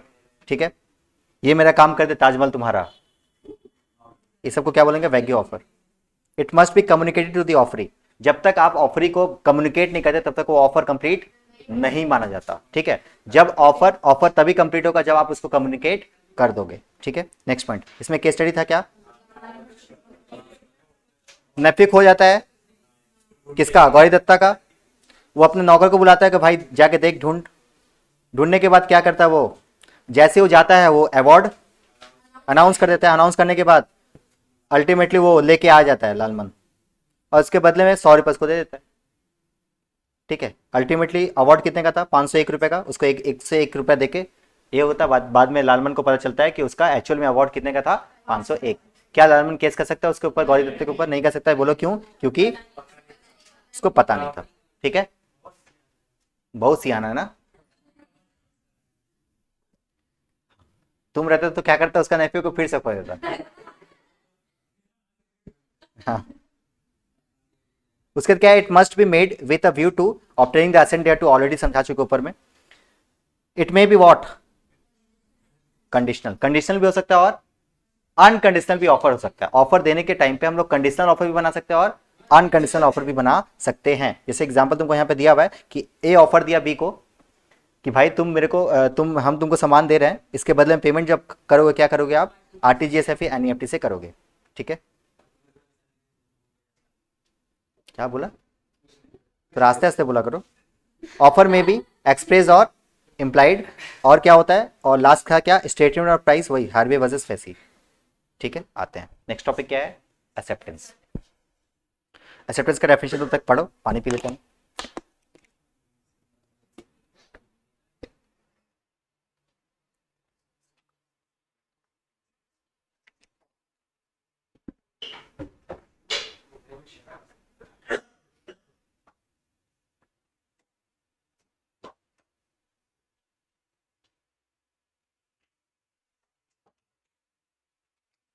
चलो आओ देखो क्या है, बताओ सेक्शन नंबर कौन सा? 2B।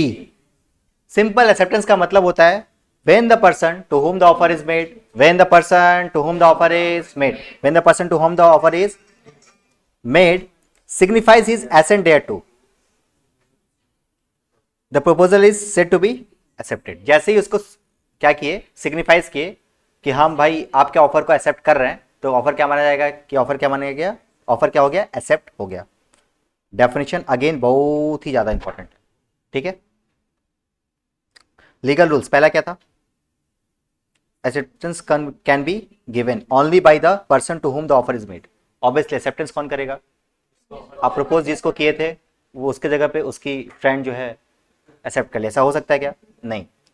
केस का नाम क्या था? Bolton versus John. वैसे था कालिल वर्सेस कॉर्नवालिस, ऊपर में जो पढ़ चुके हैं वो आगे पढ़ते हैं। नेक्स्ट टॉपिक क्या है बता? एक्सेप्टेंस मस्ट बी एब्सोल्यूट और अनक्वालिफाइड।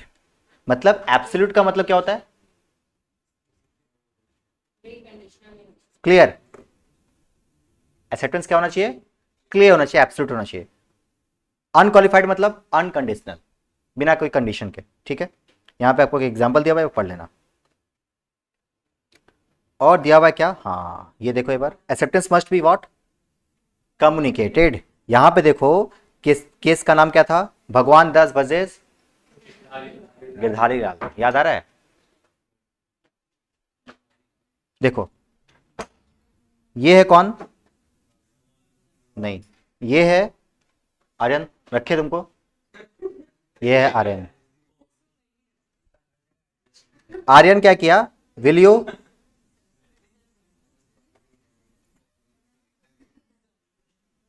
ठीक है, दिल देख रहा है इसका काला दिल है अबे तो ठीक है, काला दिल इसका भी, तो इसका इसका शकल भी देख ले, इसका बराबरी है। विल यू मैरी मी, ऐसा क्या हुआ क्या हुआ?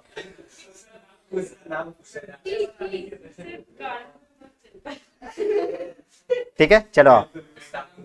अरे बी पकड़ लेते, बी टी।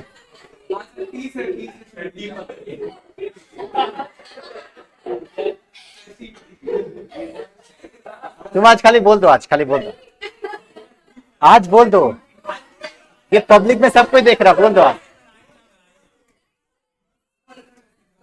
मेरा बात समझ, ये YouTube पे अपलोड होगा, समझ रहा बात? ये पब्लिकली तुम इसको प्रपोज कर सकता है, बोल खाली, बस नाम खाली बोल।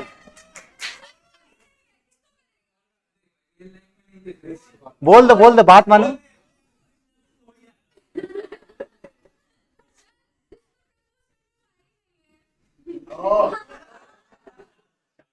ठीक है, छोड़ो छोड़ो छोड़ो, नाम बता बोलो बोलो। आई तो ठीक है, चलो पब्लिक डिमांड टी।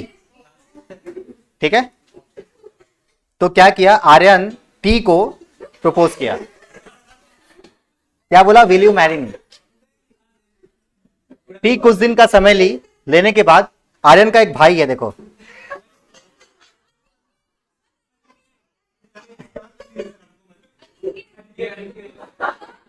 अनिकेत को बोली इन्फॉर्म टू हिज ब्रदर, मतलब उससे नहीं पटी भाई, उसके भाई को नहीं बोली, उसके भाई को ये बोली कि ठीक है आर्यन को बोल देना कि हम एग्री है।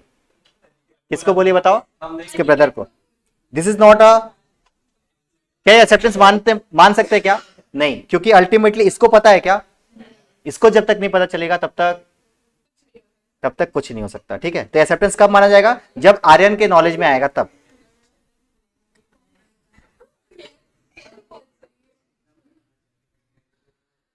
Next, acceptance must be in the prescribed mode. कौन सा मोड बताओ? आर्यन बोल दिया करो, तो फिर हम नहीं लिखेंगे। ठीक है,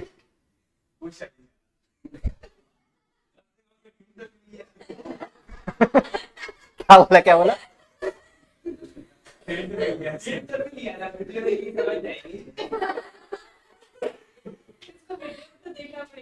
काश की वो वीडियो, हम थोड़ा शकल दिखा रहे ताकि ये वाला वीडियो को घुमा लेते हैं हम कैमरा को, ताकि कम से कम उसका शकल तो कैप्चर हो। घुमाए बोलो।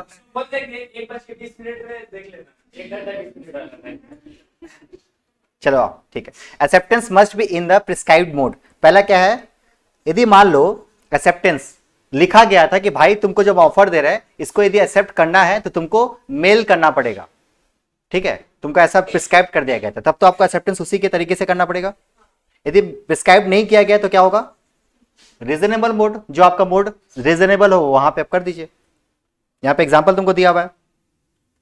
ठीक है, एक्सेप्टेंस थ्रू मैसेंजर के जरिए ओनली लिखा गया था। यहां पे वर्ड क्या है, आपको यदि एक्सेप्ट करना है तो मैसेंजर के जरिए आप कीजिए। आप क्या किए उसको? मेल के थ्रू। क्या एक्सेप्टेंस मानेंगे? नहीं, क्योंकि प्रिस्क्राइब मोड था, आप प्रिस्क्राइब मोड से नहीं किए। बट मान लो स्पेसिफाइड नहीं किया गया ऑफर, सॉरी एक्सेप्टेंस, ऑफर के टाइम पे एक्सेप्टेंस कैसे करना है वो स्पेसिफाइड नहीं है, आप मेल कर दे, चलेगा क्या? चलेगा। समझे क्या? आगे बढ़े। अच्छा, मान लो टाइम स्पेसिफाइड है, टाइम भी स्पेसिफाइड, यदि आपको इसको एक्सेप्ट करना है तो आपका टाइम पीरियड है आपका इतना, जैसे दीपावली धमाका सिर्फ दीपावली तक, और नॉट स्पेसिफाइड। यदि स्पेसिफाइड है तो क्या होगा? उस टाइम के अंदर अंदर। यदि स्पेसिफाइड नहीं है तो क्या होगा? Reasonable time. ठीक है, एग्जांपल तुमको दिया, तो वही तो रीजनेबल बोला गया ना, इसे तो रीजनेबल बोला गया। यहाँ पे और क्लियर हो जाएगा नीचे पढ़ते। अब बताओ, मान लो हम ऑफर दिए, एक जन ऑफर दिया को आपको बनाना खरीदना 50 दर्जन।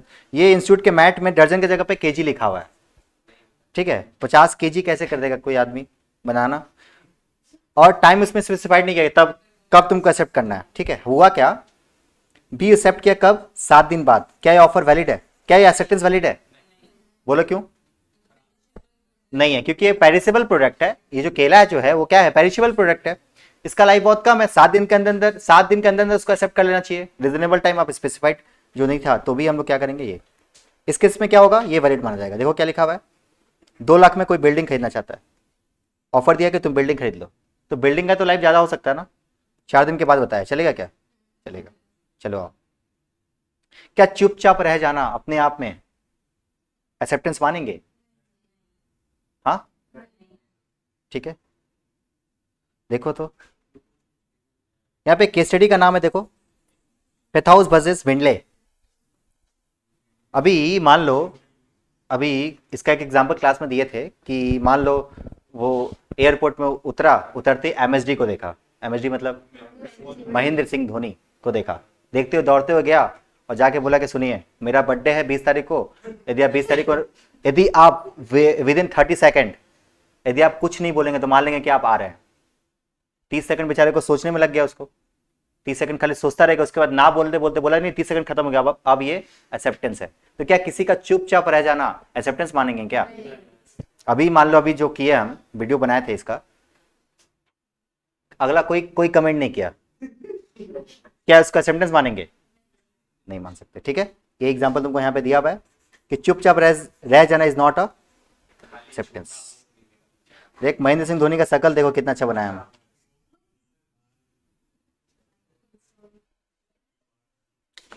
वैसे तुम्हारे एग्जाम में मैगजीन, इंस्टीट्यूट के मैट में ना एग्जाम्पल दिया हुआ है मैगजीन का, ठीक है। जैसे मानो तुम्हारे घर पे मैगजीन आता था, 1 साल का मैगजीन का जो सब्सक्रिप्शन लिया था खत्म हो गया, वो बंदा लगातार तुमको देने लगा, तुम कुछ नहीं बोला, ठीक है, क्या एक्सेप्टेंस है? नहीं, नहीं, लीगली तरीके से नहीं, इंसानियत के तौर से हाँ, ठीक है। आओ next point, acceptance by conduct और इम्प्लाइड एक्सेप्टेंस। देखो, offer to buy 50,000 kg of rice, एक कस्टमर ट्रेडर को बोला और इसको विदाउट एक्सेप्ट किए उसको ट्रांसफर कर दिया, इसे क्या बोलेंगे? By conduct. अब देखो कोई कस्टमर मेरे को बोला कि 2 पैकेट पार्ले जी का बिस्किट दीजिए, तो उसको ये बोलने का दरकार नहीं है हमको कि ठीक है रुक के दे रहे हैं, कि जा कैसे दे देंगे, चलेगा क्या? चलेगा, वो एक्सेप्टेंस है। तो वही बात बोलना चाह रहा है कि एक कस्टमर है जो ऑफर दिया कि 50,000 रुपीज का 50,000 kg मेरे को राइस चाहिए, तब उसको बोलने का दरकार नहीं कि हम एक्सेप्ट कर रहे हैं, उसको यदि भिजवा दिया तो क्या मानेंगे उसको कि वो ऑफर एक्सेप्ट हो गया। नेक्स्ट, अब यहां से टेक्निकल टॉपिक आता है जो इंपॉर्टेंट है, आपके ऊपर क्वेश्चंस पूछेगा, वो क्या है बताओ? ये communication of offer and acceptance, section number कौन सा? 4। देखो ये इसके ऊपर क्वेश्चंस पूछता है। हाँ देखो, when the contracting parties are face to face, when the contracting party are in distance. देखो इसमें ये टॉपिक क्या है, टॉपिक ये है कि ऑफर कब कंप्लीट मानेंगे, एक्सेप्टेंस कब कंप्लीट मांगेंगे। देखो जब बात आता है ना ऑफर एंड एक्सेप्टेंस का, और दोनों पार्टी एक साथ बैठा हुआ एक जगह पे, तब तो वहां पे ऑफर, एक्सेप्टेंस और रिवोकेशन का कोई बात ही नहीं आता। तुरंत हम कोई ऑफर दिए, सामने वाला बंदा एक्सेप्ट कर लिया, खत्म। यहाँ पे टाइमिंग का कोई झमेला ही नहीं है, कब मानेंगे कि ऑफर खत्म हो गया, कब। ये मेन झमेला कब है, जब दोनों पार्टी क्या है, अलग अलग जगह पे है। तुम मुंबई में, हम दिल्ली में है, तो हम तुमको ऑफर देंगे बाय लेटर, तो वहां पे तुम्हारा ये क्वेश्चंस मेन है जो अपने को सीखना है। तो क्लास में तुमको हम बताए थे कि सपोज हम तुमको एक लेटर भेजे 5 तारीख को, कब भेजे बताओ? 5 तारीख को। लेटर पहुंचा तुम्हारे पास 8 तारीख को, लेटर खोल के देखा तुम 9 तारीख को, तो मेरा ऑफर कंप्लीट कब माना जाएगा? आंसर इज 9 तारीख को, क्योंकि जब तुम्हारे कम्स टू नॉलेज होगा, जब तुम उसको जान जाएगा कि ऑफर एग्जैक्टली था क्या। समझ में आया बात?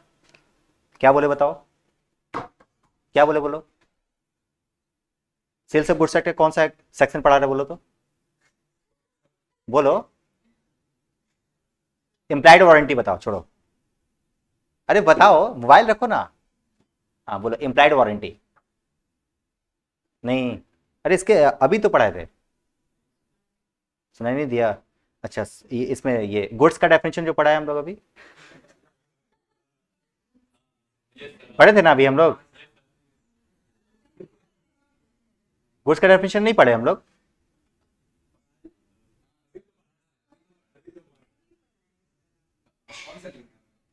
अच्छा कौन सा एक्ट है बताओ तो, बताओ तो, एक मिनट एक मिनट, ये कौन सा सब्जेक्ट है बताओ तो? लॉ है ना? कौन सा चैप्टर, कौन सा चैप्टर? तब कंपनीज एक्ट बोले नहीं, इतना दिन में ढूंढ लिया आप, कहा गजब पढ़ा रहे बोले तो हम। तो आओ देखो एक बार, ध्यान दो ना, ध्यान दो। देखो, when the contracting party are face to face, यदि कॉन्ट्रैक्टिंग पार्टी क्या है, फेस टू फेस है, तो वहां पे there is no problem of communication, communication का कोई प्रॉब्लम नहीं है, और वहां पे एक्सेप्टेंस का भी कोई बात नहीं है, और ना ही क्वेश्चन आता है रिवोकेशन का। बट दोनों पार्टी यदि अलग अलग डिस्टेंस में मौजूद है, तो फिर उस केसेस में अपना यहां पे बात आता है। तो याद रखना कि जब भी दोनों पार्टी अलग अलग जगह पे मौजूद है, तो ऑफर कब कंप्लीट मानेंगे, जब ये come to the knowledge of offeree होगा। जिस बंदे को ऑफर दिया गया था, उसको जब पता चलेगा कि ऑफर क्या था, तब उसको हम लोग मानेंगे कि ऑफर कंप्लीट हो गया है। ऑफर दिए थे, ऑफर का लेटर भेजे थे, पोस्ट किए थे 5 तारीख को, पहुंचा उसके पास 7 तारीख, खोल के देखा वो 9 तारीख, तो कंप्लीट कब मानेंगे, 9 तारीख। ठीक है, अब आते हैं एक्सेप्टेंस का। सर एक्सेप्टेंस कंप्लीट कब माना जाता है? तो एक्सेप्टेंस का 2 पार्ट में डिवाइड कर सकते हैं। पहला पार्ट क्या है, अगेंस्ट व्हाट, प्रपोजर मतलब प्रॉमिसर, अगेंस्ट व्हाट, एक्सेप्टेंस। अच्छा, प्रॉमिसर का मतलब क्या होता है, जो बंदा ऑफर दिया था, उसके अगेंस्ट में एक्सेप्टेंस कब कंप्लीट मानेंगे? जैसे ही वो सामने वाला पार्टी एक्सेप्टेंस लेटर भेजा, वैसे मान लेंगे एक्सेप्टेंस हो गया। जैसे लेटर भेजा एक्सेप्टेंस हो गया, और ये अगेंस्ट एक्सेप्टर के हाथ में कब होगा, जब हम इसको पढ़ के बता देंगे, तभी एक्सेप्टेंस मान लिया जाएगा। अभी तुमको बहुत अच्छे तरीके से एग्जांपल दिया हुआ है, यहां पे देखो, देखना एग्जांपल से सब क्लियर हो जाएगा। राहुल है, राहुल अंजलि को प्रपोज करता है अगेन, कब, 10 तारीख को, 10 मई को, डेट याद रखना, कब है बताओ, 10 मई को। 17 मई को उसके पास पहुंचता है लेटर रीच, 19 मई को ये ओपन करती है।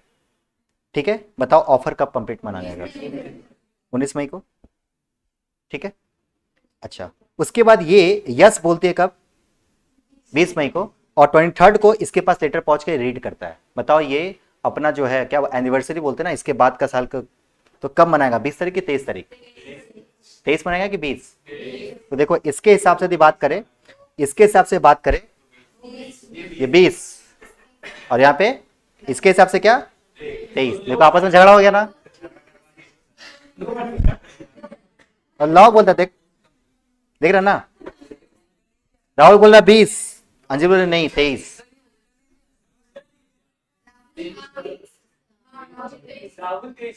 अरे भाई ठीक है, ठीक है, ठीक है, ठीक है, क्या लिखे बता,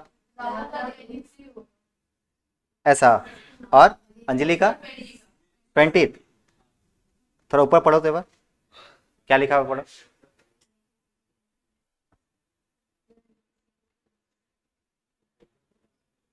क्या लिखा हुआ है, when it is put into the course of transmission to him as so as to be out of the power of the acceptance without the same, और when it is come to the knowledge of promiser।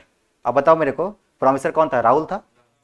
Anjali का letter Rahul के पास पहुंचा 23 तारीख को read किया, तो भाई दूसरा का लाइफ में क्यों इतना,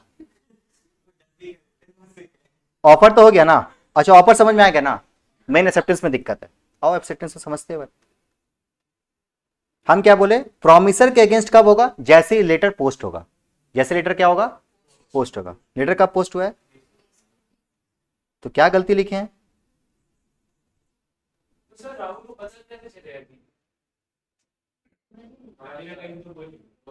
पता चलने से क्या मतलब है, एक्सेप्ट उसके अगेंस्ट में कब होगा, मतलब ये अभी एक टॉपिक पढ़ेंगे ना, रिवोकेशन, ये वाला पार्ट, वो इसके लिए लॉ बनाया गया।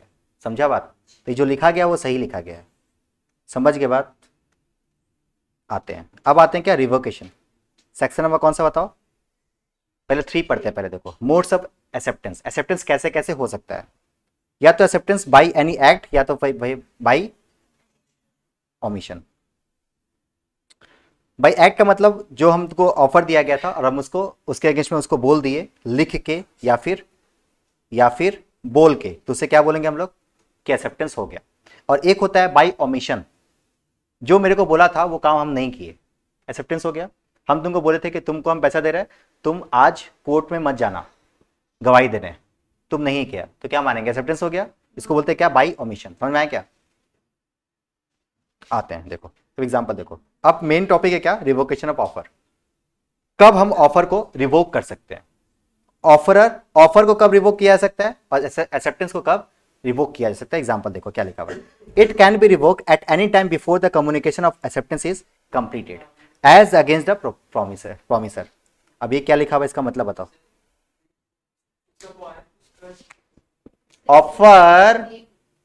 ऑफर को रिवोक करने का टाइम पीरियड कब है? जब तक कि वो अपना लेटर ना पोस्ट कर दे। एग्जाम्पल में 20 तारीख, इसीलिए तो समझे बात, समझे, इसीलिए इसके साथ लिंक था वो। हाँ, जैसे एक्सेप्टेंस लेटर होती है वो पोस्ट कर दी, उसके पहले पहले चाहेंगे तो ऑफर को ये कर सकते हैं, रिवोक कर सकते हैं, उसके बाद नहीं कर पाएंगे। ये क्या होगा? एक्सेप्टेंस को कब कर सकते हैं? It may be revoke at any time before the communication of acceptance is completed as against acceptor. मतलब नहीं, लेटर पहुंचने नहीं, 23 तारीख तक, समझे बात, इसीलिए रिवोकेशन वाला क्लॉज आया। एक्सेप्ट को रिवोक किया जा सकता है क्योंकि पढ़ा नहीं है ना अभी, और ऑफर को यदि खत्म करना है तो लेटर जब तक पोस्ट ना कर दो उसके पहले पहले। नहीं पढ़ा है भाई,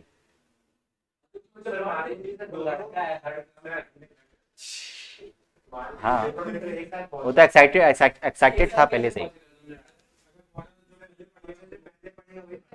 हाँ हाँ, उसमें तुमको बहुत सारा एग्जांपल, अभी अभी रिवीजन में तो तुमको बता नहीं पाएंगे, बहुत सारा बताया था कि मान लो उसके पास लेटर पहुंचा, 3 ठो लेटर पहुंच गया, 2 ठो लेटर पहुंच गया, उसमें से जो पहले खोलेगा मानेंगे वही होगा। वो सब चीज यहाँ पे भी, यहाँ पे अच्छा सा एग्जाम्पल दिया, पढ़ना हो तो पढ़ लेना है। देखो आ जाओ, मोड्स ऑफ रिवोकेशन अपना यूनिट 1 का लास्ट टॉपिक है, यूनिट 1 खत्म हो जाएगा। क्या है बताओ? By what? Notice,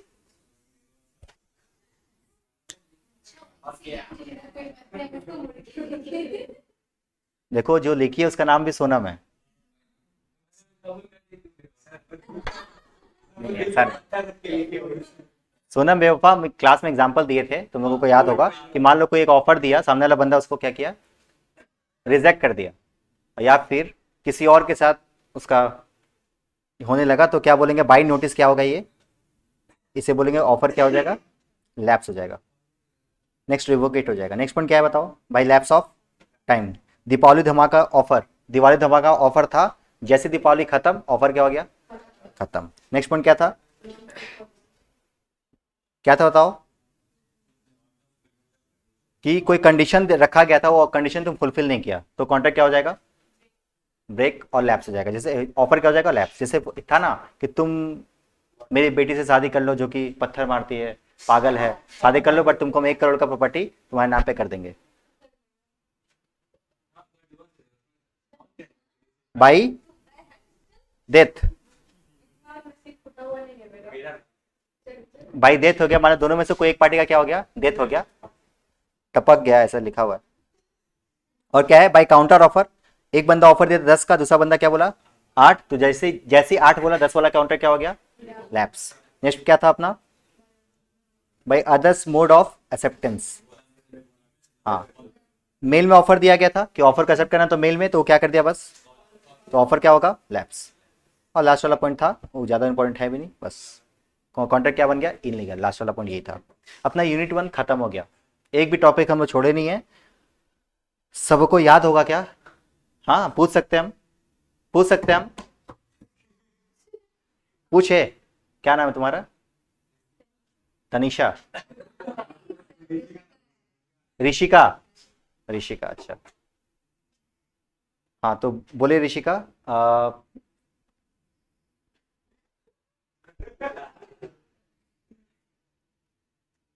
companies act में टोटल मिला के कितना सेक्शन है? बोलो, नहीं पता? क्या क्या करियो? एलएलपी?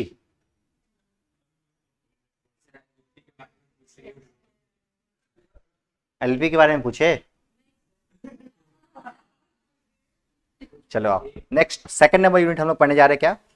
और सेकंड नंबर यूनिट हम पहले क्लास में बताए थे इसमें 3 ही टॉपिक है और तीनों टॉपिक बहुत इंपॉर्टेंट है, एक भी टॉपिक हम लोग स्किप नहीं कर सकते, ठीक है। 3 टॉपिक क्या है सर? डेफिनेशन, उसका लीगल रूल्स, दूसरा है तुम्हारा नो कंसिस्टेंट नो कॉन्ट्रैक्ट, उसका एक्सेप्शन केसेस, और तीसरा क्या था? वो प्रिविटी ऑफ कॉन्ट्रैक्ट, ठीक है। चलो सबसे पहले कॉन्ट्रैक्ट का डेफिनेशन, कंसिडरेशन का डेफिनेशन याद होगा, फील करो, फील क्या था? व्हेन द प्रॉमिसर और any other person, when the desire of the what, when the section में कौन सा बताओ? 2D, when the desire of the promiser, when the desire of the promiser, the promisee or any other person, the promisee or any other person has done or absent from doing, does or absent from doing, or promises to do or absent from doing such an act or absence or promise is called what? Consideration. देख रहा है definition को, देख रहा है किस तरीके से लिखा गया है? बाप रे, बट तुमको याद तो करना पड़ेगा। देखो अब याद कराते हैं फिर से। सेक्शन नंबर कौन सा होता है? When the desire of the promisor, promisee और any other person have done something past present और फ्यूचर, पास्ट प्रेजेंट और फ्यूचर। पास्ट क्या था बताओ? हैज डन और एब्सेंट फ्रॉम डूइंग। प्रेजेंट क्या था बताओ? डज और एब्सेंट फ्रॉम डूइंग। फ्यूचर क्या था बताओ? promises to do और absent from doing। past present future तीनों को जोड़ दे तो क्या बनेगा? अपना कंसिडरेशन बनेगा। समझे क्या? Next, legal rules of consideration क्या है बताओ? Consideration must move at the desire of the promiser. याद है दुर्गा प्रसाद और बलदेव क्या था? देखो देखो एक तुमको समझा देते हैं। दुर्गा प्रसाद और बलदेव का मेन केस क्या था? ये था, ये है दुर्गा प्रसाद, ठीक है। जिसको भी केस स्टडी नहीं समझ में आएगा ना, यहाँ पे ना बहुत शॉर्ट में लिखे हम, उससे तुमको समझ में आ जाएगा। देखो दुर्गा प्रसाद और यहाँ पे क्या है? बलदेव। दुर्गा प्रसाद क्या होता है ना, वो शॉपकीपर लोग होता है, वो जाता है बलदेव के पास। बलदेव कौन होता है? कॉन्ट्रैक्टर। बोलता है भाई सुनना, तुम ना एक हम लोगों के लिए मार्केट बना दो और उसके बदले में हम लोग क्या करेंगे? जितना भी सामान बेचेंगे उसके बदले में आपको क्या देंगे? कमीशन दिया जाएगा, ठीक है। हम कॉन्ट्रैक्टर के पास गए और बोले कि भाई ये बिल्डिंग बना दो, ये मार्केट बना दो, हम लोग वहां पे सामान बेचेंगे, जो भी सेल होगा उसके ऊपर क्या दिया जाएगा? आपको कमीशन दिया जाएगा। कौन बोलता है? दुर्गा प्रसाद किसको बोलता है? बलदेव को, ठीक है। बलदेव क्या कर देता है? रिजेक्ट कर देता है उसको, उसको हल्का में लेके छोड़ देता है, ठीक है। कुछ दिन बाद क्या आता है? कॉन्ट्रैक्ट कलेक्टर जाता है। कलेक्टर किसके पास? बलदेव के पास। बोलता है भाई सुन ना, मार्केट को बना ले, मेरे लिए भी बेटर होगा, पब्लिक के लिए भी बेटर होगा। वो क्या करता है? बोलता है यस सर, क्योंकि वो कलेक्टर है, मान लेता है, वो एक्सेप्ट कर लेता है और वो बिल्डिंग बना लेता है। बिल्डिंग बनाने के बाद उसको अचानक से याद आता है किसको? बलदेव को। बोलता है कि अरे कुछ दिन पहले तो ये लोग आया था ना मेरे पास कि कमीशन देगा। तो अब बलदेव बोलता है दुर्गा प्रसाद को कि भाई तुम मेरे को क्या दो? कमीशन दो, क्योंकि तुम लोग मेरे को ऑफर दिया था। तब क्या करता है? वो बहुत हैरिश करने लगता है बलदेव उसके ऊपर। तब क्या करता है? वो लोग केस करता है किसके? दुर्गा प्रसाद केस करता है किसके ऊपर? बलदेव के ऊपर, कि भाई ये पैसा देने के लिए हम लायबल नहीं है, क्योंकि कंसिडरेशन क्या होगा? When the desire of the promiser only. Consideration फायदा किसके अगेंस्ट में होना चाहिए? किसके बिहाफ में होना चाहिए? डिजायर। किसके डिजायर में होना चाहिए? प्रॉमिसर के। और यहाँ पे प्रॉमिसर कौन था? दुर्गा प्रसाद। और आप उसको एक्सेप्ट नहीं किए थे। और यहाँ पे जो आप बिल्डिंग बनाए किसके कहने पे बनाए हो? तो कॉन्ट्रैक्टर तो कुछ ऐसा बोला नहीं है, तो आपको कमीशन किस बात का देंगे? समझे क्या? यही हेल्ड हुआ यहाँ पे, ये लिखा हुआ है, ठीक है। नेक्स्ट पॉइंट, हाँ, consideration may move from promisee और एनी अदर पर्सन। टॉपिक का नाम क्या है? चिनाया वर्सेस रमाया। याद रखना इसका स्पेलिंग डबल वाई है, ठीक है, और डबल एन है, ठीक है। ये सब ध्यान रखना, स्पेलिंग गलत मत करना। चिनाया वर्सेस रमाया, उसमें केस स्टडी में था कि बताएगा कोई? बोलो।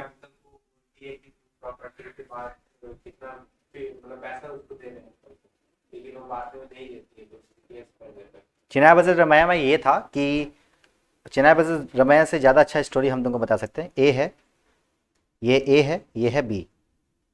ए अपना पूरा प्रॉपर्टी बी को ट्रांसफर कर देता है, बट बोलता है सुन, पूरा प्रॉपर्टी तुमको ट्रांसफर कर देता है, बट तुम्हारा एक कंडीशन ये है, 10 एकड़ जमीन है, ट्रांसफर कर देता है। एग्जाम में आया वो क्वेश्चन बता रहे हैं। ए बी को बोलता है, छोटे लाल और मोटे लाल ऐसे कुछ नाम था एग्जाम में, छोटे लाल के नाम से आया है एग्जाम में, ठीक है। ए अपना पूरा संपत्ति 10 एकड़ का था, वो सप्लाई कर देता है किसको? बी को, और बोलता है कि भाई सुन, मेरा एक छोटा भाई है सी, इसको तुम 2 एकड़ का जमीन देते रहना, मतलब वो यूज कर पाए कम से कम। डेथ होने के बाद तुम्हारा पूरा का पूरा 10 एकड़ का जमीन तुम्हारा, बट एक कंडीशन पे वो 10 एकड़ का जमीन इसको दे देता है। ए बेचारे चल जाने के बाद बी क्या करता है, पूरा का पूरा जमीन पे बिल्डिंग बनाना स्टार्ट कर देता है 10 एकड़ जमीन पे। अब क्वेश्चन ये है कि क्या सी केस कर सकता है बी के ऊपर? यही था केस स्टडी का नाम, क्या था, चिनाया वर्सेस रामाया। बोलता हाँ केस कर सकता है, क्योंकि क्योंकि क्योंकि क्योंकि क्योंकि बताओ क्योंकि क्या है, consideration may move from promisee और एनी अदर पर्सन। हो सकता है कि कंसिडरेशन किसी एक प्रोमिसी का हो या फिर किसके बिहाफ में किसी और पार्टी का भी हो, वो भी क्या होगा, माना जाएगा, क्या, कंसिडरेशन माना जाएगा। ठीक है, नेक्स्ट क्या था बताओ, ये पढ़े हम लोग ऑलरेडी, इट में भी पास्ट प्रेजेंट और फ्यूचर। अच्छा ये एग्जीक्यूटिव भी हो सकता है और एग्जीक्यूटिव भी हो सकता है। एग्जीक्यूटिव किसको बोलेंगे, देखो, which consist in the performance of an act, और यहाँ पे क्या है, प्रॉमिस है, मतलब फ्यूचर में होगा। प्रॉमिस मतलब क्या है, फ्यूचर में होगा। यहाँ पे क्या है, ये हो चुका है। यहाँ पे तुमको एग्जाम्पल दिया हुआ है, जैसे देखो 5,000 rupees pays 5,000 rupees and order certain wheat within a month. ठीक है, B promises to deliver within this month. ये क्या है अपना, देखो ए के हिसाब से क्या है, ये कॉन्ट्रैक्ट क्या है, एग्जीक्यूटिव, ये क्या होगा, एग्जीक्यूटिव। ठीक है, ये सब चीज थोड़ा पढ़ लेना है बार। अच्छा नेक्स्ट टॉपिक क्या है, it need not to be adequate. Consideration क्या है, एडुकेट भी हो सकता है और इनएडुकेट भी हो सकता है। 2 करोड़ का प्रॉपर्टी 1 रुपए में बेच सकते हैं, बेच सकते हैं। ठीक है, ठीक है, नेक्स्ट और क्या है बताओ।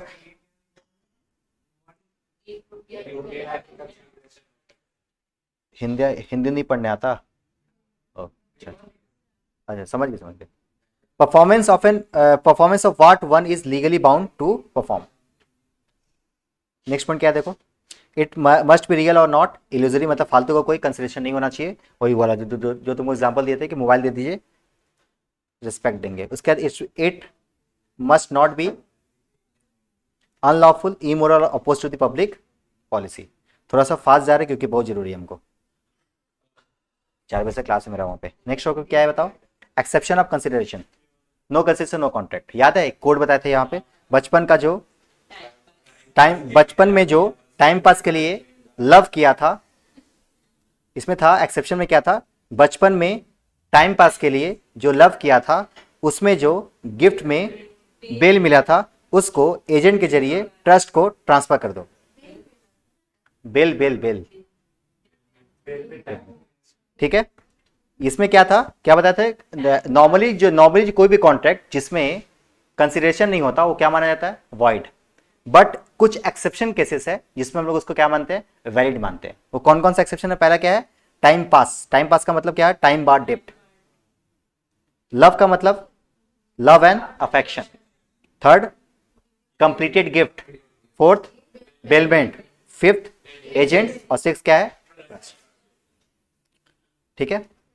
नेचुरल लव एंड अफेक्शन में मतलब कोई कॉन्ट्रैक्ट क्रिएट होता है, नेचुरल लव एंड अफेक्शन, वो किसको क्या मानेंगे, उसमें कंसिडरेशन हो चाहे ना हो, कॉन्ट्रैक्ट मानेंगे, वैलिड ही मानेंगे। ठीक है, हमको पता है हम थोड़ा फास्ट चला रहे हैं, बट जरूरत है। Compensation for the past voluntary services. कोई मान लो कोई डूब रहा था इंसान, उसको उसी समय पूछे कि भाई बचा ले, डूब रहे हो कहा, बचा ले, तो बोला हाँ बचा लीजिए, हम आपको 1 लाख रुपए देंगे, तो उसको बचा लिए। क्या अब वो बाउंड है 1 लाख रुपए देने के लिए, यस, ठीक है। हाँ फेंक देना, ठीक है। डूबता हुआ इंसान, देखो एग्जांपल दिया हुआ यहाँ पे, बोले ना ये नोट से जो मेरे से क्लास किया होगा उसको क्लास याद आ जाएगा कि हाँ सर क्लास में सर ये एग्जांपल दिए थे। ठीक है, नेक्स्ट टॉपिक क्या है बताओ, प्रोमिसेस टू पे टाइम बार डेप्ट। याद होगा तुमको 3 साल वाला एग्जांपल अभी तुमको बताए थे हम।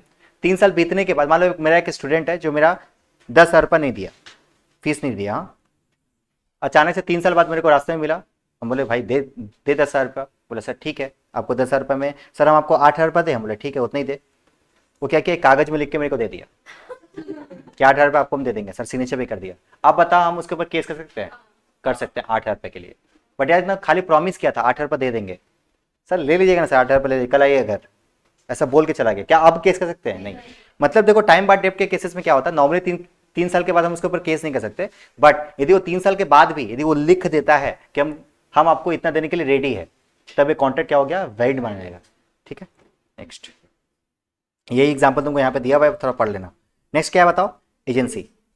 ठीक है, एजेंसी के केसेस में क्या होगा, कंसेशन का होना जरूरी नहीं है। और कंप्लीटेड गिफ्ट का मतलब होता है, बचपन में हम लोग करते थे ना कि हम तेरे को अब तेरा बर्थडे में बॉल दिए थे, तू मेरे को बैट देगा, हाँ ऐसा बोले थे ना, नहीं देगा तो देख ले भाई तेरे को बुलाएगा नहीं, ऐसा कंप्लीटेड गिफ्ट, हाँ केक नहीं खिलाएंगे, हाँ बेलमेंट क्या है बताओ? बेलमेंट याद है वो कुत्ता वाला एग्जांपल? या फिर तुमको मान लो फ्लावर पॉट तुमको हम दिए, तो उसको संभाल के रखो, उसके बाद तुमको क्या करना पड़ेगा? लौटाना पड़ेगा। उसमें तुम्हारा कोई फायदा नहीं है।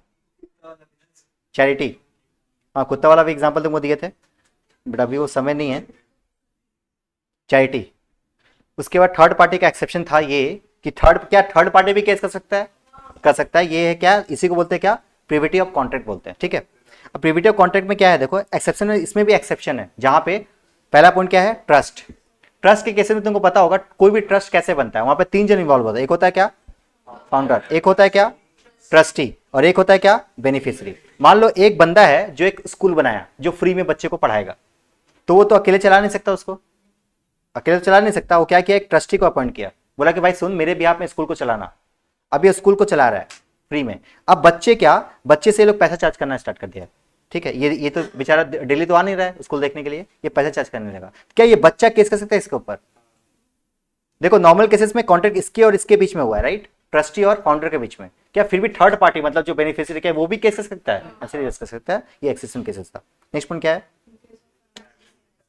एक बूढ़ी औरत है मम्मी, जिसके दो अच्छे नालायक बच्चे हैं।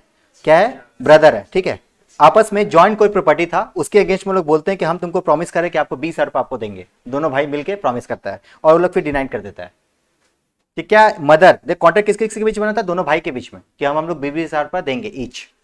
बट क्या मदर फिर भी केस कर सकते हैं दोनों के ऊपर? आंसर यस कर सकती है। ये भी थर्ड केसेस था। उसके बाद क्या था बताओ? मैरिज कॉन्ट्रैक्ट, डॉरी वाला केसेस। पैसा, हाँ मम्मी कर सकती है केस। नेक्स्ट क्या है? In case of what? Assignment of contract. मान लो मिस्टर ए अपने सन को असाइन किया अपना इंश्योरेंस पॉलिसी, अपना इंश्योरेंस पॉलिसी असाइन मतलब दे देना, अपना काम दे देना। तो क्या सन भी अब क्लेम कर सकता है? हाँ। अब देखो एक बार इंश्योरेंस कंपनी वाला बोलेगा कि हम तो कॉन्ट्रैक्ट किसको बनाए थे? ए के साथ बनाए थे, तुम कौन? क्योंकि ये असाइनमेंट कर दिया तो अब उसके पास भी पावर है, ये सन के पास भी पावर है कि वो केस कर सकता है। ठीक है, ऑब्वियसली हाँ। Insurance return. नेक्स्ट क्या होता है देखो? एक्नॉलेजमेंट और स्टॉपल्स। देखो क्या लिखा हुआ है? एल है एम को, ये एग्जांपल तुम्हारे बुक का है। एल एम को गिव टू एम, अच्छा एल जो है एम को बोला कि 20,000 रुपये ले पकड़, दे देना किसको? एन को। हम इसको पैसा दिए और बोले कि तुम उसको पैसा दे देना। ठीक है, ये पैसा उसके बिहाफ में रखिए, तो अब वो पैसा नहीं दे रही है, क्या वो इसके ऊपर केस कर सकती है? यस कर सकती है। यही है तुम्हारा क्या? Stopper acknowledgement. मतलब कोई किसी के बिहाफ में पैसा यदि होल्ड करके रखा है और यदि वो नहीं दे रहा है तो वो उसके ऊपर केस कर सकता है। जैसे यहाँ पे देखो क्या क्या क्या क्या वो बहुत देरी बाद तुमको समझ में आया कुछ बात, बोलो।